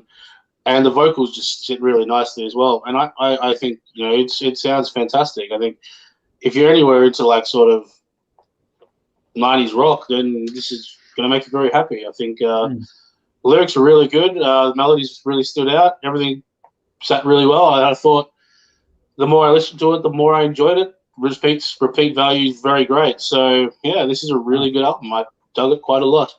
8 out of 10, and FHM was my highlight. Okay, nice. Cool. What about you, Dave? FMH, sorry. Yeah, FMH, yeah, cool. Yes, that's the one. Yeah, this is really cool. You get straight up rock and roll, engaging lyrics, and interesting stories.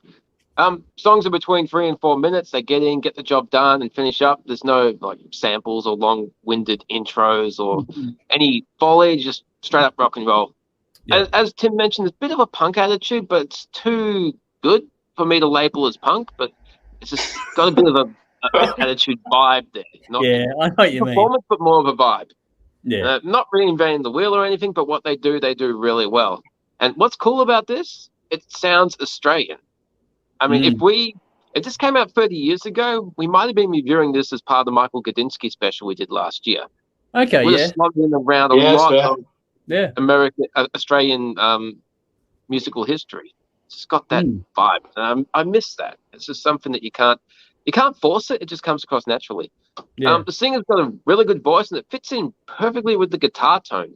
And sometimes the guitar tone has a kind of a warm purr, and other times it's more of a fuzzy, more of an attitude to it, and it changes depending on the song. I thought that was cool, rather than just using one setup and what the song calls for, just adjust your settings to fit that. It's very cool. I thought the song "The Mirror" was done really well. I like how the vocals sound a little bit distorted, and that one had some fuzzy guitar tone, so good production trick on that. Yeah. The opening track, "Getting You," was that build up. It reminded me of the Darkness, "Get Your Hands Off My Woman." As soon as I put this on, like, fuck, this is cool. So not only have we mentioned a bit of grunge, bit of punk, but a bit of retro hair metal, which got influences from, people are picking up different things depending on what they like. The closing of the album, "Tomorrow's Sun," excellent closer to a rock album. That's what you want. Some high energy, leave them on and up. I had a note here about Sean Bennett. He guested on a song on here. Thought the collaboration was pretty cool. Fed by the Algorithm is the name of the song. It's got some gang vocals, so that was pretty well done. Overall, it's a very solid rock album, and it'd be good to hear this either live or in a pub or on a bigger stage. I think these songs work well for just a small intimate setting, or like opening for fucking, I don't know, a bigger rock band. I don't want to say Foo Fighters, but something like that. This band would be able to get the crowd going. It's certainly a band to keep your eye on. These guys might be rock. So 8 out of 10. Riot, Light Me Up, Mirror, and Tomorrow's Sun are my standouts. Nice. Well, what you guys said, I agree with everything there. I think this is nice and punchy. It's a good, solid hard rock record built on riffs and melody, which is pretty much all you want. There's some really nice groove on this one, though. The rhythm section on this is really impressive, allows the vocals to shine, which is, a really good sort of 1-2 punch that's going on here. The mix is slightly hot, but that's actually not a negative thing. Like normally I get, a bit finicky about compression and that, but this doesn't have any of those things. It's just that it's got that slightly overdriven guitar tone, which just makes it that hot compressor effect. When it works really well, and these guys have done a really good job of utilizing that effect to give the overall tone of the album just that crisp sort of burnt around the edges kind of a feel to the sonics of it. It worked really well for the style of music they're doing here. But with that being done, what they've done is they've separated the tones around. Like you said, they mentioned that they shifted tones to suit the songs, which is an incredibly good trick to do as well.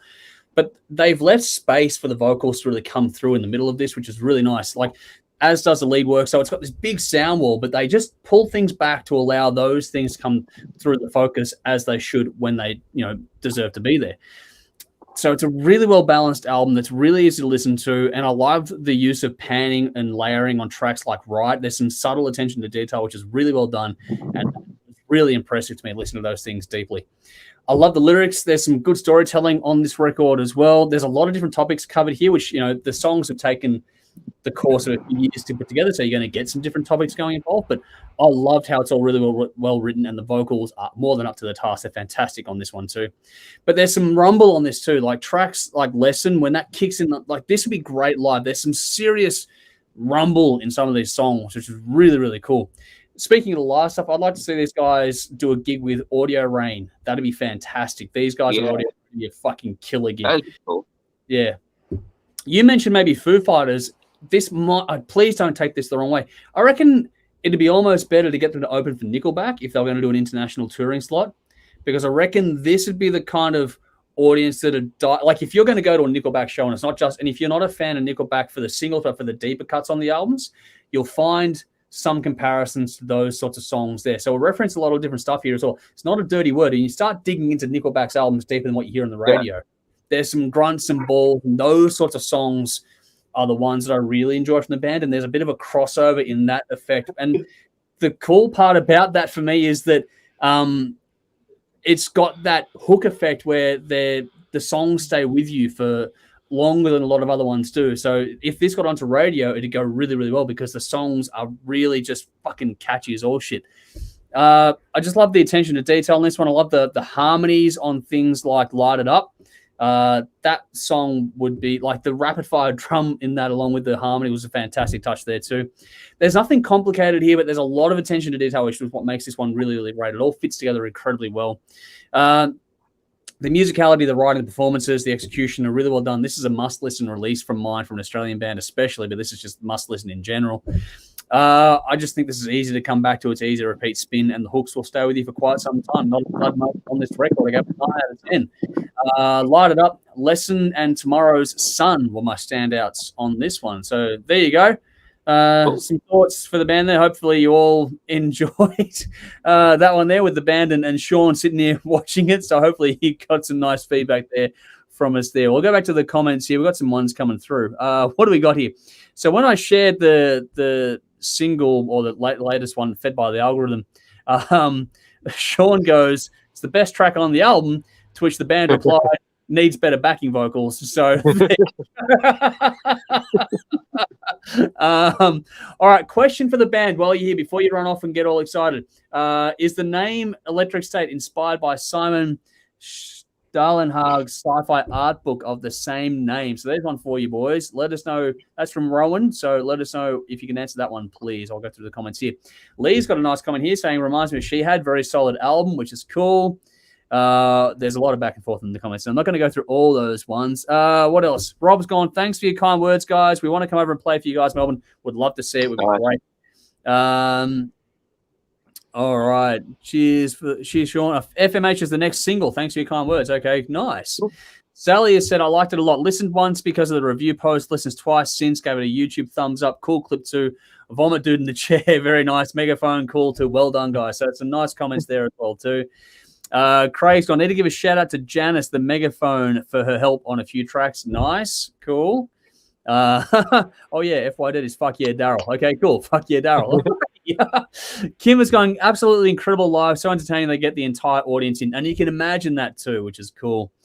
Sean, THRS exclusive. The guys have changed to a couple of fave bands you've had on the show over the years, and the guys will be heading over as soon as King Jong McGowan lets down the wall. All right, nice. Keep us posted, Sean. You've got all the details. Let us know what's going on. Now, I would like to see McGowan with a nice fade like Kim Jong. Political fashion tips as done by Tim. Oh man, have you seen like Kim Jong Un's pants, like the big puffy pants? Oh, McGowan, It's like MC Hammer. McGowan's got a long way to go. That could definitely be a thing, though. You'd love to see it just for the trolling effect. Do you know what I mean? Just to watch social media lose its collective shit. Oh man, Kim Jong Un does not get credit for that hair. That is a beautiful head of hair. Are you going to do the fade yourself? I've got a fade. Okay. The fucking hat. So, all right. So go to the comments here. Rob's gone. Thanks, lads. Sean's having a laugh away, and so is Wayne over on YouTube. So awesome. Well done, all. But yeah, make sure you let us know what's happening. Want to see those boys come over here. So I'll be very, very happy to see them come here. And if we can help out, then yeah, let us know. I'm not sure how much we can do, but we can try. All right. Is there anything else anyone want to add to that before we move on to the next album? No, all good. Cool. All righty. On to the second album of the night. Oh, hang on. So Electric State, look out THRS. We ain't coming. Without Sean Bennett, it'll be a huge night. Okay, that's going to be a long fucking night. All right.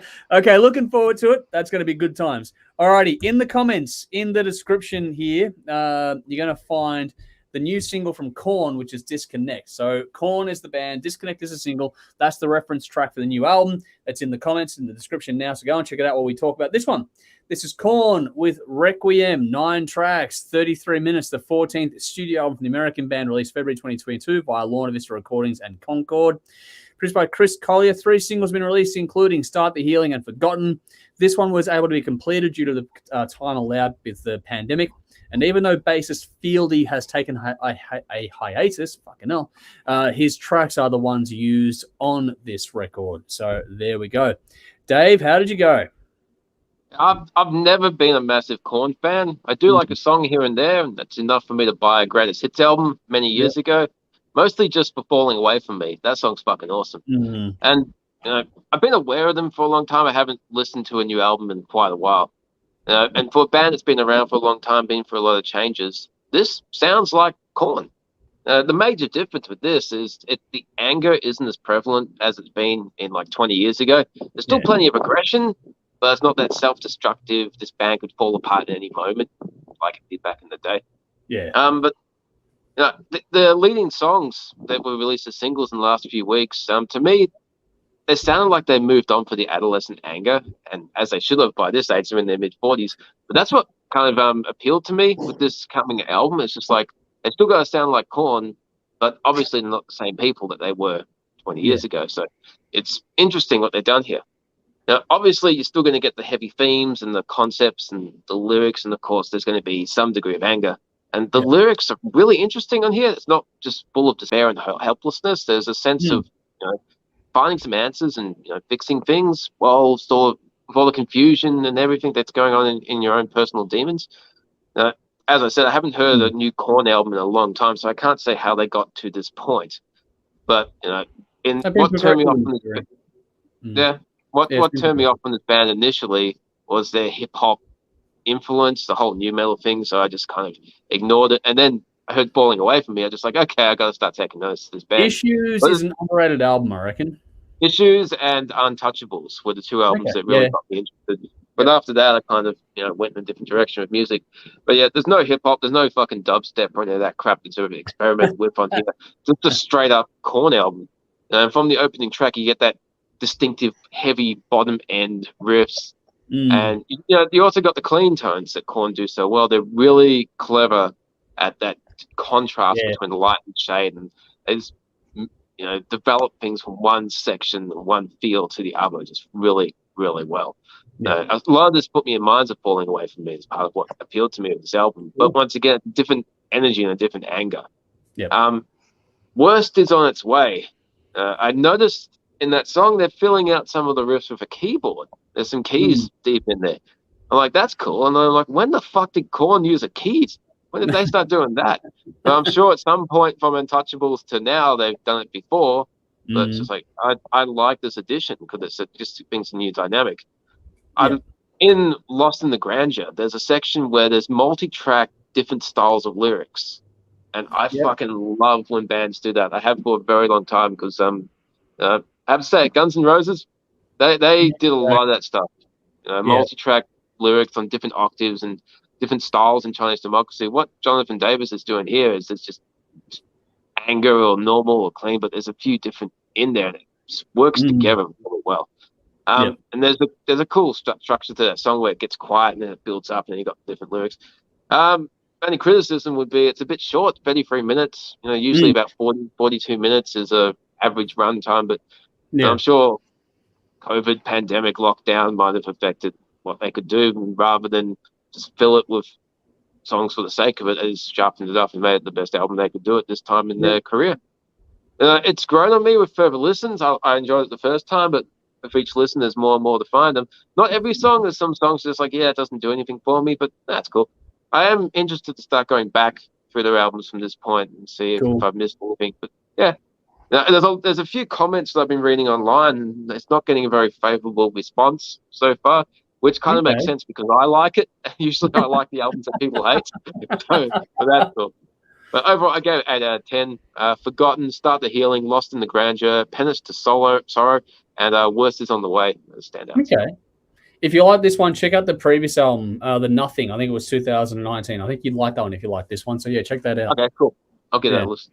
Because Tim and I think you and I reviewed that one. You did review that. That was a very good album. That was very good. How'd you go with this one? So I'd actually seen a couple of positive reviews of this before I'd heard it. Yep. Now, I don't know if that twisted my expectations, but I was not a fan of this at all. Wow. Okay. I thought it was mixed in such a way and performed in such a way that they could cover up for Jonathan Davis's perhaps his voice may be weakening live, and when they perform new songs, he's put his voice a bit. So Pardon? He's put his voice. When you listen to a lot of older Korn albums, he's going for it the whole time. I think with this one, there are points where he takes a step back. Yeah, you could say that's maturing. I feel like it's tactical. Okay. Okay. Cool. I thought some of the lyrics on this were fucking high school poetry. Particularly, the more you fall for it, the more it starts to stick, and that just repeated. And then until eventually we get to the more you fall for it, it's never going to quit. Okay. And my other favorite was, where is it here? This is good. The pain inside me, the pain I have can't conceal. The hurt inside me is dark, so real.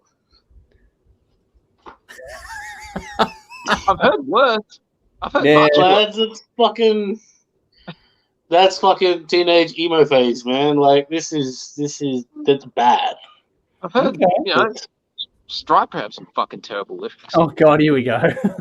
Yeah, but that doesn't make these lyrics good. And I felt like, look, the thing that I like about Korn, and what I think when Korn are at their best, is when they're a big, loud, bombastic, groovy band, right? Mm-hmm. Where you have his vocals sitting on top, right? With fat lyrics, with fat guitars, fat down-tuned guitars, fat grooves.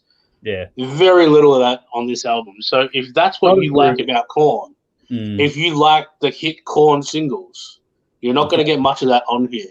Yeah. If you like, if you want a band that's somehow maturing but also going through a teenage emo phase, maybe check this album out. I don't know. No, I thought it sounded like a high school band recording on very expensive gear. Wow. So 5 out of 10. I did not really have a highlight. Jeez, it's not where I thought this would go at all. I thought they'd be the other way around. Okay, all right. Yeah. Jesus Christ. In the last 6 months, I've scored Korn higher than Tim, and Tim scored Dream Theater higher than me. Yeah, well, to be fair, this is not the average Korn album. This is not your typical Korn album, and that was not your typical Dream Theater album. Both true. Both true. Hey, and man, I loved every like non-Dream Theater album, like all the what's his names? Petrucci solo album. All the Petrucci solo albums, the fucking 3-piece albums, they've all been brilliant. As well. I like Dream Theater. I just like ripping people as well. That's fair. Oh fuck. All right. Well, this is a different kind of review. I agree that I would say on balance that the Nothing is a stronger record than this one, but I liked this. I thought that it's one of those albums where I thought, but again, I haven't paid as close attention as probably Tim has. But from I'm in between sort of Dave and Tim when it comes to how close we've followed these guys. I thought that if you're a fan of the band, it should do enough to make you happy. Not make you a new favorite album, but it should make you happy.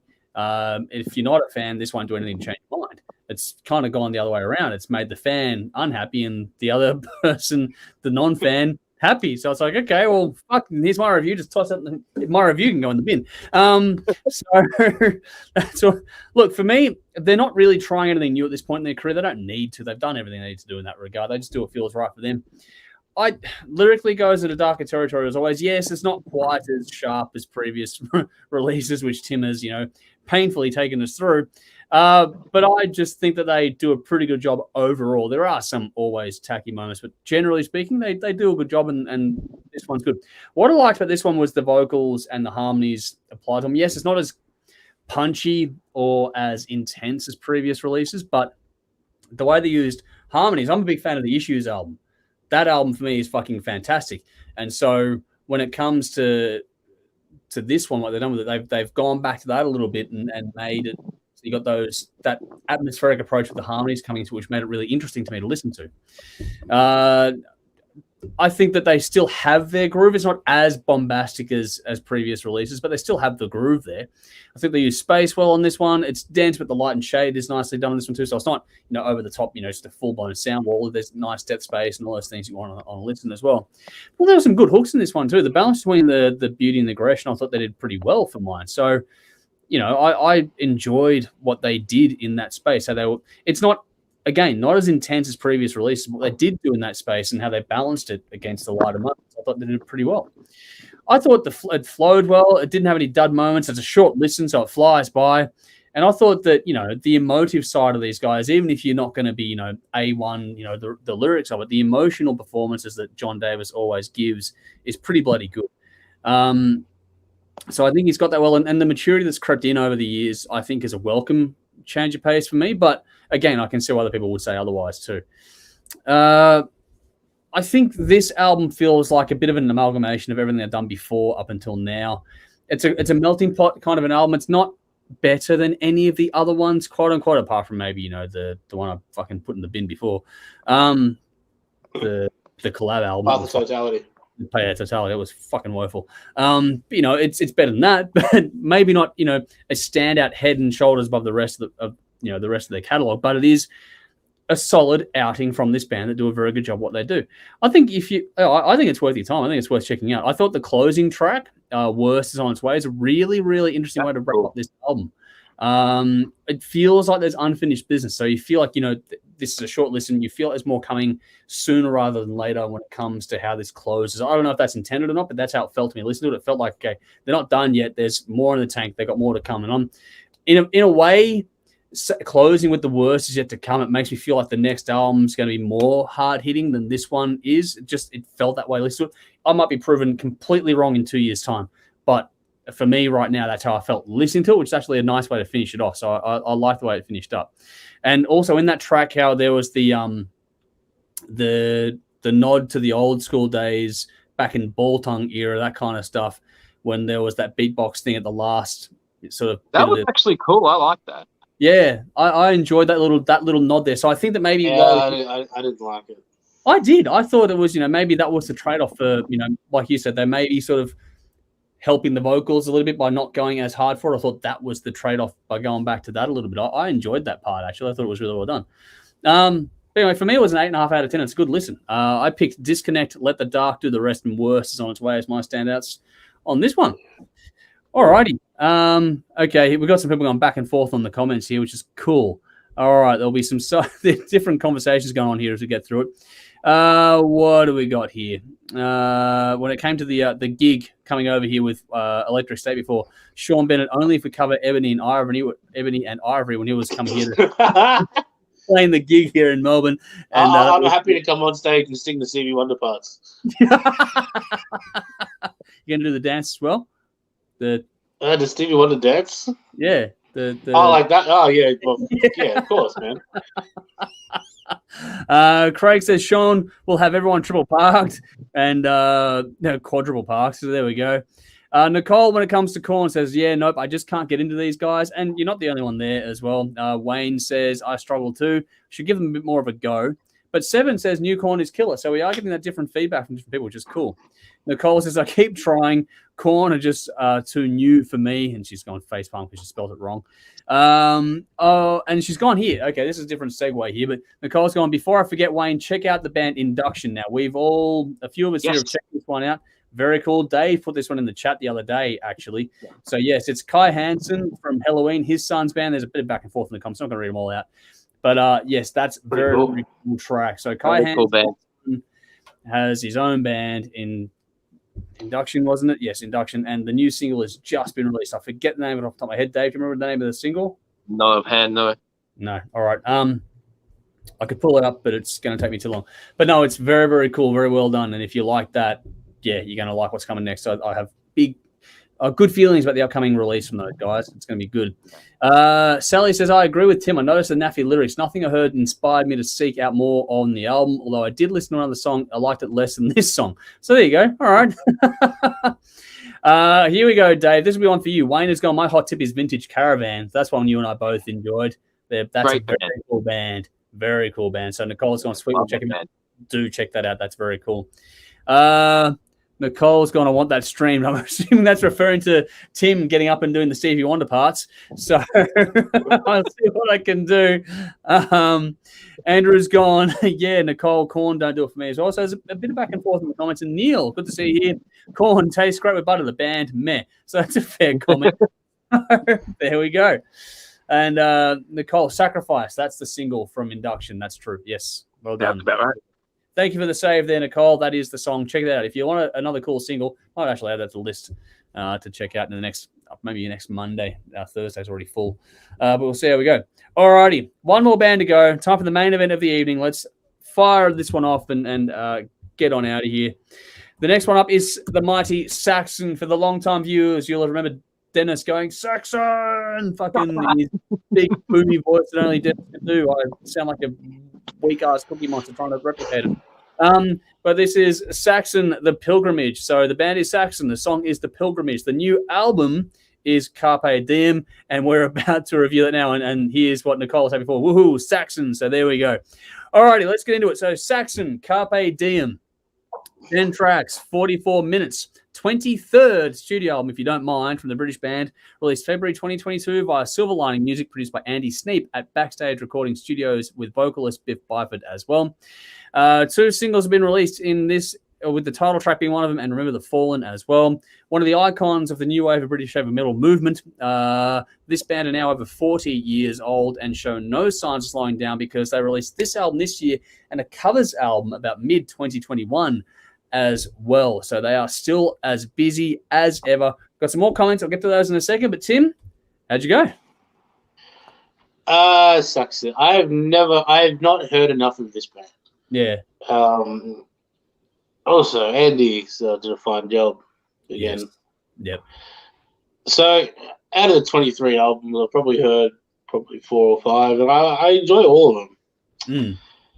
And I always think to myself, I've got to go back and listen to more of this band, and this is just more proof of it, because this is just not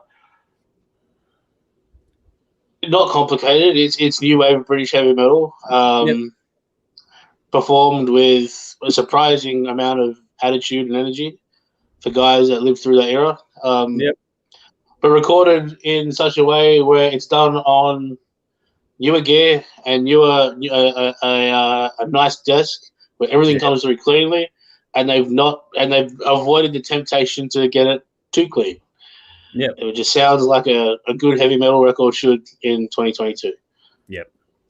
So if this is one of those, I think I've said this before and I'll say it again, if you like the idea of hard rock and heavy metal, this will fall somewhere in your range of things that you should listen to, and there's a very, very small chance that you will not enjoy it. It's fantastically well done. It's very well-written songs from start to finish. I think it's put together very well, but again, when you've got 23 albums under your belt, you should know how to do this by now. And yeah, that's basically it. I mean, I really can't fault it all that much. I think it's one of the better albums of the year, and it's one of the better albums reviewed so far this year. Yes, definitely. And it feels like one of those that's probably going to stick around towards the end of the year. I mean, I don't know if it's a top 10 album, but it's definitely a top 20 album for sure. Yeah. Nice. So the Pilgrimage was my highlight. I give it 9 out of 10. Nice. All right. Cool. About you, Dave? Yeah, 23 albums, and this is probably the third Saxon album I've heard. And I fucking call myself a metalhead. I don't know how the hell this band passed by. It's just I really don't know how I just fucked up so long. Because we reviewed their previous album, Thunderbolt, and we all fucking loved that album. And we were all saying at the time, we got to hear more from this band. Yeah. But we're so busy listening to so much other things. I would love to go through this band's catalog. Because we did their 1980 album, I think, as well. Yeah. At some point. But yeah, that was good too. But on the previous album, Thunderbolt had really dark vibe at times. They did Nosferatu and Sons of Odin, and just like, I fucking love this. Speaks right to me. This time around, they tend to focus more on historical events. I'm not sure what the actual stories are or the inspiration behind songs like Dam Busters or Remember the Fallen, but they're just written and performed in such a way it's engaging and interesting, and I want to know what these stories are about. Dam Busters is a World War II event, and Remember the Fallen. Remember the Fallen is an ode to people that have died during the pandemic. Okay, I thought it was a bit more historical, but yeah, that's cool. I like that.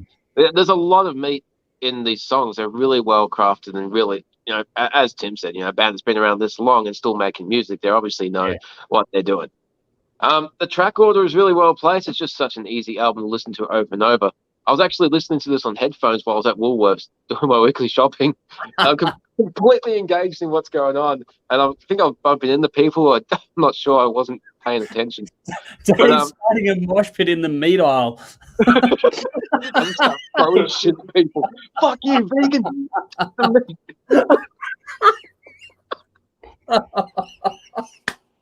Okay.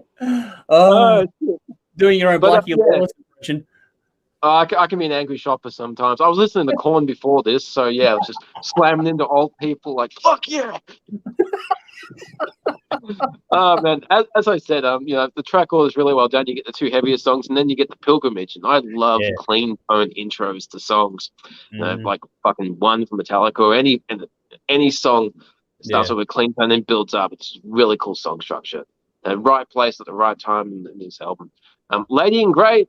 Nice keyboard melody behind it. There's nothing on Wiki yet about this album, so I don't know who's doing the guest spots for the keyboard, but yeah, that was a very cool addition. And for a band that's been around for in excess of 40 years, they sound really fucking good on here. Biff's vocals sound great. There's great riffs and solos for it. I love how the solos get pushed up at the right moment.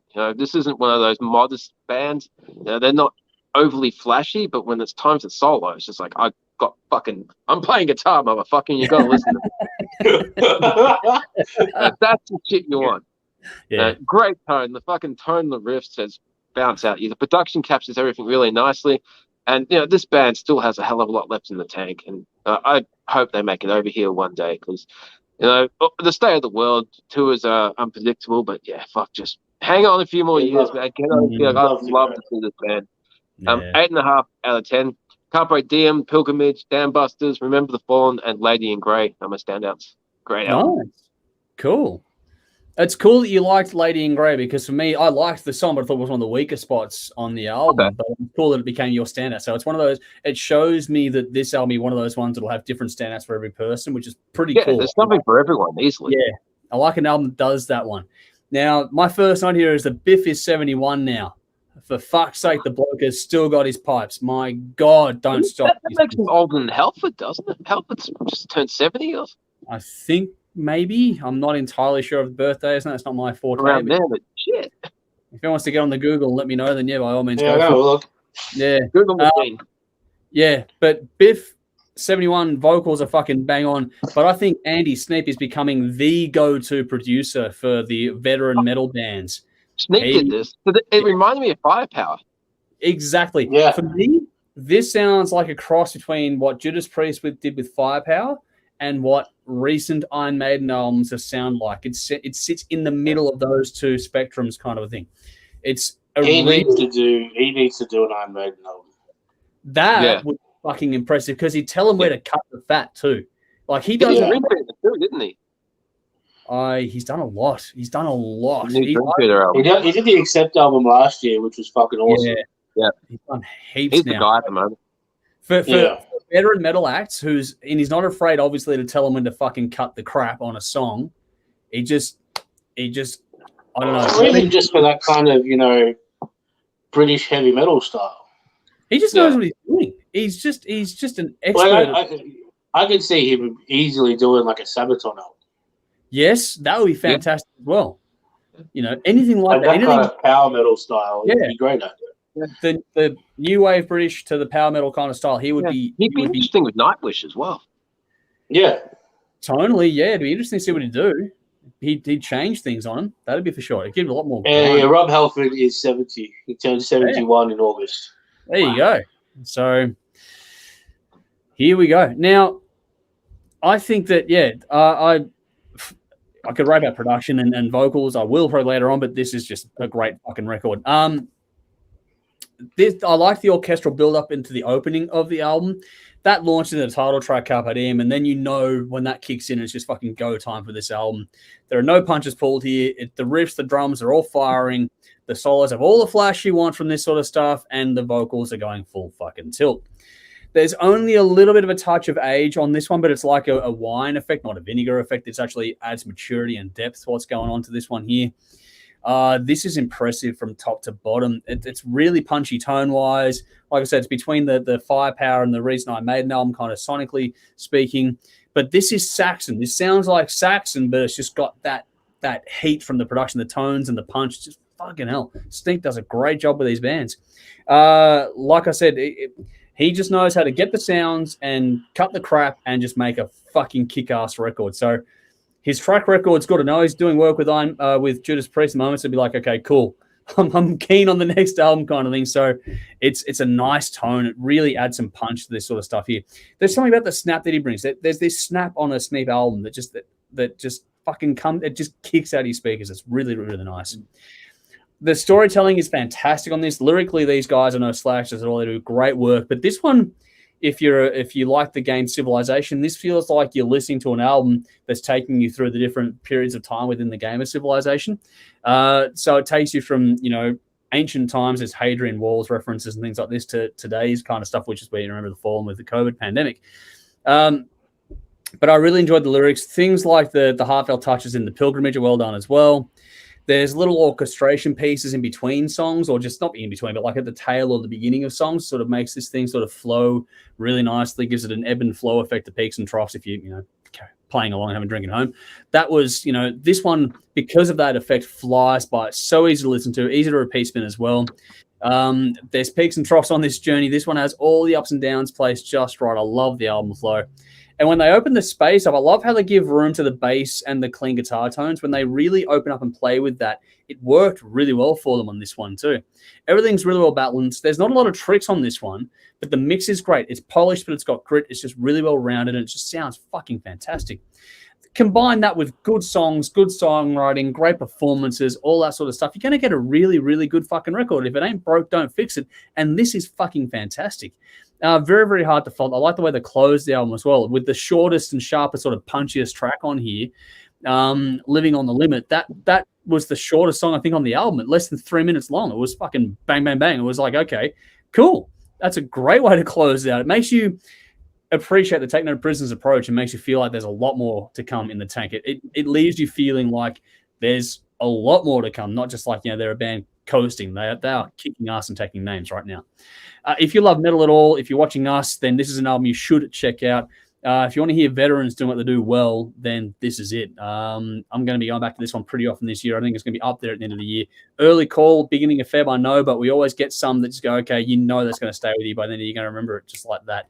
So this is awesome. 9 out of 10. It could go up from here, but 9 out of 10 for now. Carpe Diem, The Pilgrimage, and Age of Steam were my standouts on this one. So there, which is cool. Leave yourself some breathing room on the rating. Yeah, I've given myself a little bit of breathing room there. So the same thing. Yeah, give a little bit of. It's too early in the year yet, but it can easily go up a bit later on. Got some comments coming through here. Okay, where are we going? Go back a bit here. Actually, cool. Alrighty. Okay, yep, cool. Neil has said definitely the best consistent album for ages. Nice, well done. I'm glad the people that know the band better than we do are all over it and saying those sorts of things. Benjamin's going one of my middle names, so there we go. Lee said Biff released an album with his son last year as well. So Biff is fucking cool, busy as fuck. That's pretty cool. That's awesome. Andrew says, Saxon, if the album lives up to the reference track, I will love it, mate. It does, and then some. Oh, you're going to be all over it. Yeah. Lee said, Shudder, they pulled out a Soundwave a few years ago. Missed opportunity. That was devastating. This would have been fucking great in that environment as well. Electric State, still here, and they said guitars, which, of course. Jeff says, I've been a Saxon fan since Denim and Leather back in 81. I'm old. Dave, check out the album Metalhead. If that doesn't rip you a new one, you're clinically dead. So there you go. Check out Listen everyone. to it tomorrow at work, and I'm expecting to be ripped a new one. Andrew said, Dam Busters, I remember from high school physics. Yes, that was the thing. Lee says, Fat Axel turned 60 yesterday.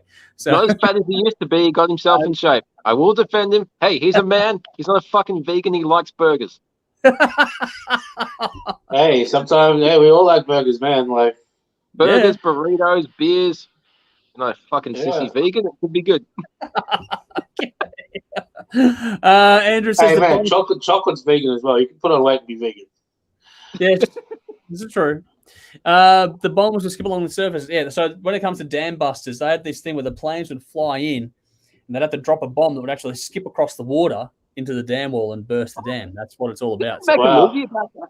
Yeah, they're not moving on a whole fucking lot. It was a big deal. So back in World War II. Neil says the song "The Pilgrimage" is similar to the mid-'80s song "Crusader." Real standard. That's true as well. Okay. Yeah, cool. Yeah. Nicole said underrated here in Australia, I think, which is cool. But she also says because it was never in my circle as a teenager. Yeah, probably true. Everyone here knew Maiden. Saxon Well, that's it. I mean, you get into Maiden and Priest, so your top two, and then you know of Saxon, but no one had the album that you could listen to, and you didn't have the money to buy an album willy nilly back in the fucking 80s, 90s. Yeah, that's true. Nicole says it's heavy for Saxon, which is cool. Rowan's given me a +1 for the Civilization reference, so there you go. There's the old school geek coming out. Lee's gone. He's the same age as David Coverdale and Rob Halford. Still got the goods, so there you go. Yeah. And Electric State Beards. Cool. And then Sean says, British legends who wobbled a bit, but they always leave you hoping they'll hit the nail on the head again. I think they have with this one, mate. I think they have with this one. I was listening to Chris Jericho's podcast today. He was talking to Rob Halford, and they were talking about vocal techniques and his age and what he does to preserve it and everything. And Halford, to this day, doesn't warm up. He just drinks a strong cup of tea, goes out on stage, and the songs... People say, why don't you open with Painkiller? And he's just like, well, I'm not ready to do that. We end the show with a powerful track that he warms up during the show to do that. So the first couple of songs, he's getting into the groove. But for someone with that type of voice to not do any fucking Dio was like that as well. Yeah, he was. You just hear they just go out. Up. He took him a couple of tracks to get into it. Yeah, get into it. But to structure the set to work your voice into it. Not bad. It was a fascinating conversation. You know your voice. I mean, it could be one of those cases where, like, if he warms up And yeah, he's cooking by song 1. But by the time he gets to song 15, he's out. He's done. Yeah, that's what he said. He's got about an hour 40 in his voice, and that will give. So he says he doesn't want to burn it out before he hits the stage. So in that, that makes sense. That's a good point. Yeah, everyone's different in that regard. So yeah, people are, that's a good point. Everyone's human. That's the difference thing with vocalists versus anything else. It's like the body. Yeah, they can't change a skin or a string. It's just their body. Yeah, that's it. I've got some comments. Nicole's going, us over 50s, no Saxon. So there you go. Electric State says, Sean Bennett isn't a dam buster, but a toilet buster, always swallows strange things. And Sean has gone, they call it tea. Viney tells us the same. That tea that comes in a Ziploc bag. Yes. Strong tea. All right. Green leaf. Yes. We're going to get out of here in a second. Just going to take care of a couple of quick little bits and pieces here. So a big thank you to certain Patreons of ours as well. So Tim Caterson, Sonia Donabella, Lee McDonald, Conrad O'Collins, Jason Winch, Brendan Nellison, 16x9, Marty Powell, Sam Biondo, Trash Vegas, Carolyn Mallett, Gwyneth Richards, Andrew Heyman, Daniel Bateman, Man Family, and Bell Wright. Thank you for your support on that platform. Dave jumped in recently too, which is awesome as well. So thank you for jumping in. Been meaning to do it for ages. I finally got around to it. Oh, you're getting a lot of good out of it. But yeah, that's if you want to jump in, I'll put the link in the comments now. It's in the description as well. But please do check out this one. If you've stuck with us this long, please do check out our Patreon page. It will allow us to do a lot more. And there's a lot of bang for buck in what we've got going on there too. So a lot goes in. We get a lot of updates every single day. Please do check out our Patreon page. And any help you can give us there is greatly, greatly appreciated. The lowest tier is like $2 a month. And they get up to like a dozen new tracks a day into your inbox. And then you get fucking early access and exclusive content and fucking all sorts of other shit too. So just, please jump in, have a look. And we'll greatly appreciate any help you can give us there because it will allow us to do more if we can get me to be able to turn down a few day shifts here and there. So I just sort of focus on getting things like interviews and that done and a decade worth of fucking archive footage to edit and release as well. So there's a lot to get through. Would be great to get more of that out there if we have the time to do so. So, yes, please check it out. And while we're talking about that sort of stuff, a big thank you, of course, to our fantastic sponsors in Squitting, Scrambling, Old Cult, and Rockstar Finance. A big thank you to them. Please like them, give them a follow, all that sort of stuff, share, support them, whatever you can do. Their details, just like ours, are in the description or the post of this one. So make sure you follow, like, subscribe, and all that sort of stuff with us as well. Share things around. Even if you see a post of ours, if it doesn't appeal to you, just give it a like or something so it helps the algorithm, going back to that theme again. But all those little interactions you do with us on social media are important because they help us out in every single way you can. I think that's the bulk of it there. So the end of month special this month is to do with Armored Saint for the online side of things. The TV special will be Armored Saint and Overlooked 80s Metal. That's the TV side of things there. On Thursday, we're going to stream at 8:30 p.m. Australian Eastern Daylight Time for our Deep Cuts episode. On Thursday, this will be reviewing the latest from Jolly, Joker, Silent Skies, and a classic from Incubus on that one there too. And then on Thursday night, on 10 p.m. Australian Central Daylight Time, tune in to Channel 44 in Adelaide for this week's episode, which is a few of us going through our 1987 picks. Part 2 of that one there is coming through. And then on Saturday night, Dave and myself go through on Channel 31 in Melbourne and pick up some new music and spin some new tunes for you all. So that's what's going to be going on this week coming up between now and then. What else? I think that's it. Got some cool comments coming through again here. So Neil is saying, cool show, guys. Thank you for joining us and thank you for the kind words. Greatly appreciated. Glad you stuck with us through the duration. It's good to have people here as well. Lee says, credit to Metallica and Garage Days for exploring new British heavy metal. Discovered its catalog because of that release. That's very, very true as well. That and Diamond Head. Diamond Head was another big one for me as well out of what Metallica did there. Electric State, big thanks to you lads. AB, Dave, Tim, cheers. Legend, see you in Melbourne soon, hopefully. Fingers crossed. Looking forward to it when that happens. And Jeff has gone, fans of Saxon, check out the doco, Heavy Metal Thunder, kick-ass doco. Love the new album. Awesome. Thank you for the cool words there too. Thanks for sharing. But I think that's most of the bullshit I normally get through. If there's anything I missed, well, to just follow us on social and keep up to date with everything that's going on anyway. But is there anything else anyone wants to add before we go to the bin and get out of here? No? We're done. All right, let's go to the bin. So, Dave, over to you. What are you putting in the bin tonight? Okay, I've tweaked my bin a little bit. I was going to bin Eddie Vedder, straight up. But I had a little online conversation with Stephen Moore. If you're listening, man, it was an interesting little thing. But for people who don't know, Eddie Vedder was interviewed recently, and he mentioned that he hated Motley Crue. Yeah. And bands like that. And I'm like, well, fuck you. And then Nikki Sixx jumped in and, shots fired from Eddie, so you expect Nikki to retaliate. He said, well, fucking Pearl Jam are one of the most boring bands in history, and Eddie Vedder sings with marbles in his mouth. And I tend to agree with Nikki Sixx. Pearl Jam have a couple of okay songs. I used to be a fan. Fucking their debut album has 2 good songs, and the rest is boring as fucking dog shit. And Versus and Vitality, you can make 1 good album out of them. Okay, that's just my opinion. I just love the idea of Eddie Vedder, but fuck, he's got a terrible voice. I hate it. But what I'm going to bin is bands talking shit about other bands. But I can think back to when I was like 15 years old. I grew up when I was a little kid. I got in Guns N' Roses and Crew and AC/DC and Alice Cooper and everything in the 80s. And then I got into the grunge bands, and I liked them to start with. But then I got sick of the fucking misery, and I got sick of them talking shit about other bands. And it's disappeared for so long, and now Eddie's brought up a lot of this fucking argument should be done and dusted, okay? You can like both bands if you want to. A lot of people do. A lot of people like Guns N' Roses. A lot of people like Nirvana. I got fucking sick of Nirvana when I was younger. Part of it was the fucking ego and the bullshit they used to talk about other bands, and I hated it. And I felt like when I was like 15, I had to pick a side, so I did. And for other reasons, I despise Nirvana to this day. But other grunge bands have a couple of okay songs here and there, but ultimately, if you're in a band, don't talk shit about the bands that came before you, because they're the reason you got a fucking career.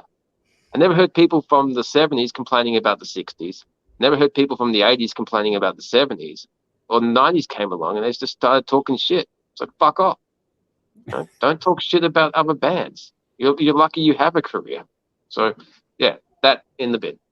All right, cool. You were going to say something before, Tim?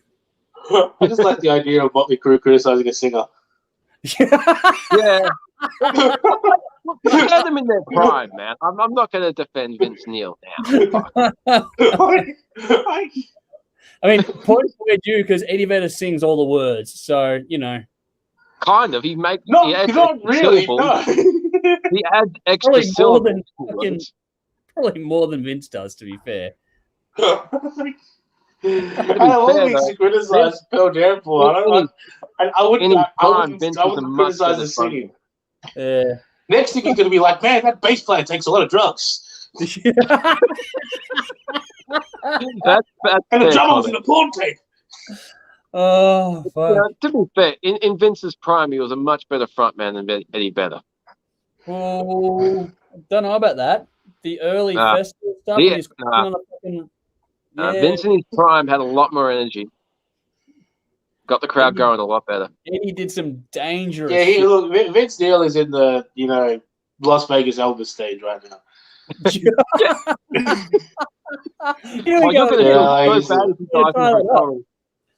He's in 20 years' time, we won't remember it now. But while he's around, that's what we're going to remember. Yeah. Okay. But in that topic, I really hope he puts the work in and just shuts everybody up like Axl did in 2016. If Vince can get his voice back, I want that to happen. All jokes, I want that to happen. I really hope it happens, just to shove it down people's throats. It'd be fucking great. Anyway, Tim,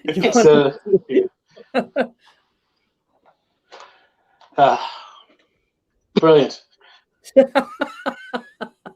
What's in the bin for you, Tim? There's 2 things. Ironically, Uber Eats drivers. Not for me. Actually, no. Uber. So I'm currently in isolation, and Uber Eats drivers are in concert. What I don't like is his front door, right? There's a screen door in front of it. Yeah. When they leave the food right in front of the screen door, so when you open the screen door, you gotta push your food on the floor and break the bag. Yeah. Just to open the door and get that's kind of like. Mm-hmm.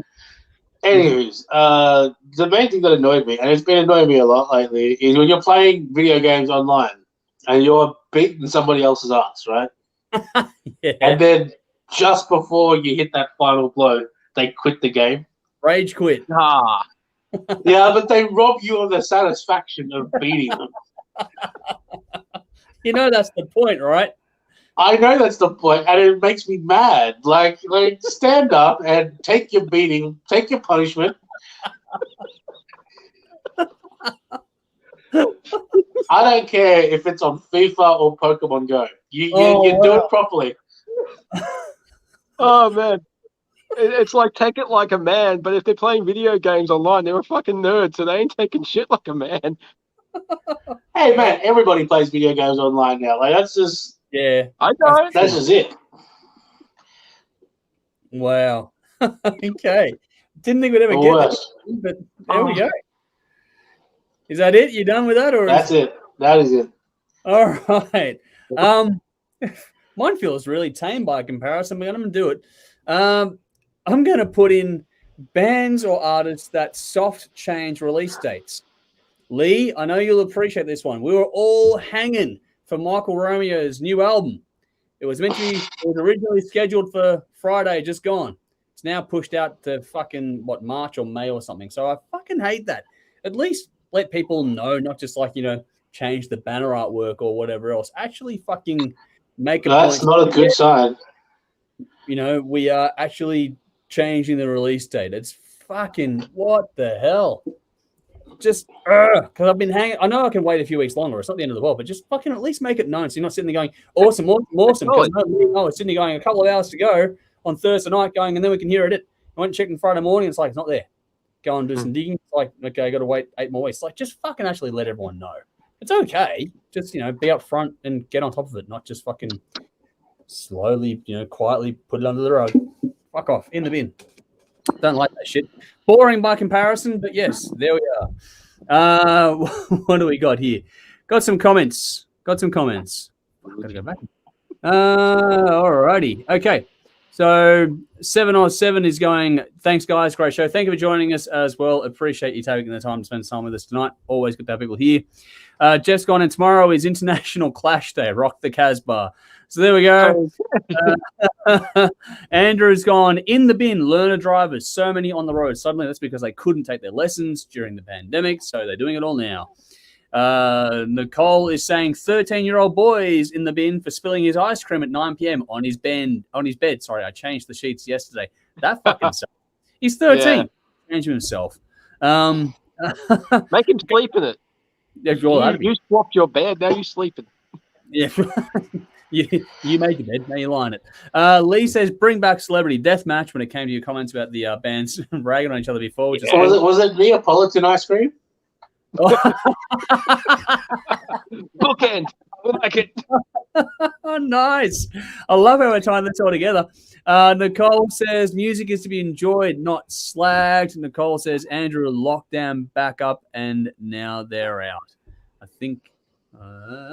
Yes, the learner driver says. There we go. You can't defend Vince unless you crazy, says Sally on Facebook. Not down, but like I said, I hope he turns it around. Yeah, so do I. Lee says Vince is 61 tomorrow. Fuck me dead. There we go. And Sir has given us his best Eddie Vedder. Heaven's love. That's what it is. But then Sally's gone, what? That's not beer for Dave. Better than Ed's. So there we go. All bands rock from Man. Wine. Red wine. Yes. My favorite one recently was Bono, where he was just like, yeah, I think my band sucks too. Yep. That was true. That was funny. Yeah, me too. Yeah. Electric State said, fuck rage quitters. So there's one for you, Tim. Yeah, right. Jeff says, David, spot on. We agree on this, disagree about Rush, but this, you nailed it. So there you go. Hey, Rush, great music. I can't deal with the vocals. I just can't. Yeah. Let's not go down. Nicole has answered. It was no, it was vanilla and Milo for the ice cream on the bed. Oh, that's fucking awesome. Oh, I'm lucky. So bad. I'm getting so something for bed. Done that for a long time, actually. Sally says, in the bin, people who don't understand Valentine's Day deadlines then get pissy with me. Yeah, that's a bad thing. Yeah, what? Get shit done early. Get shit done early on Valentine's Day. And then if you don't No. If you're doing it right, every day is Valentine's Day. Oh, here we go. Yeah. Dave Love Doctor is in the house. We're going to do Casanova, bitch. We'll do a fucking Wednesday night show with Dave, love songs and dedications. Love songs, dedications. Wednesday 13 and Cradle of Filth.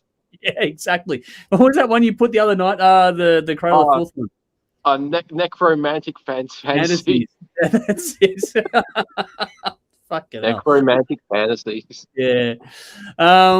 Sean's gone, always fun, stay safe, and in the bin, Electric State, make my liver hurt. So there we go. Lee says, Eddie Vedder went to the James Rain vocal school, Dave. So there you go. And Andrew says, I'll never forgive you too for having Kanye open. I wouldn't either if I were you.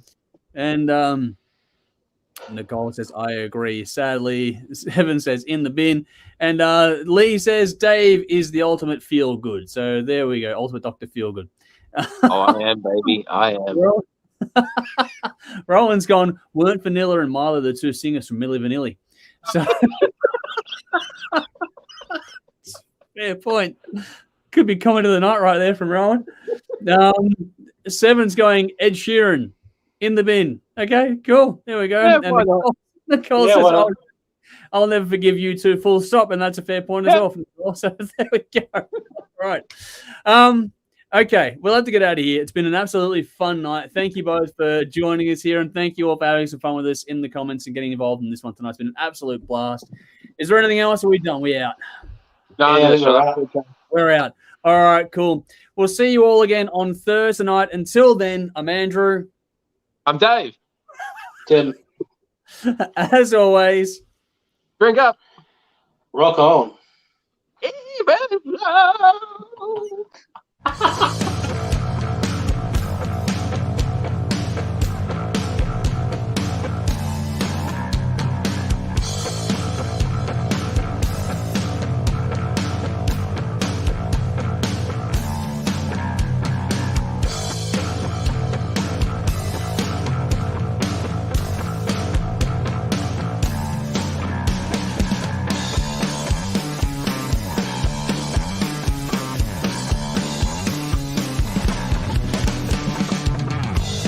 Beef.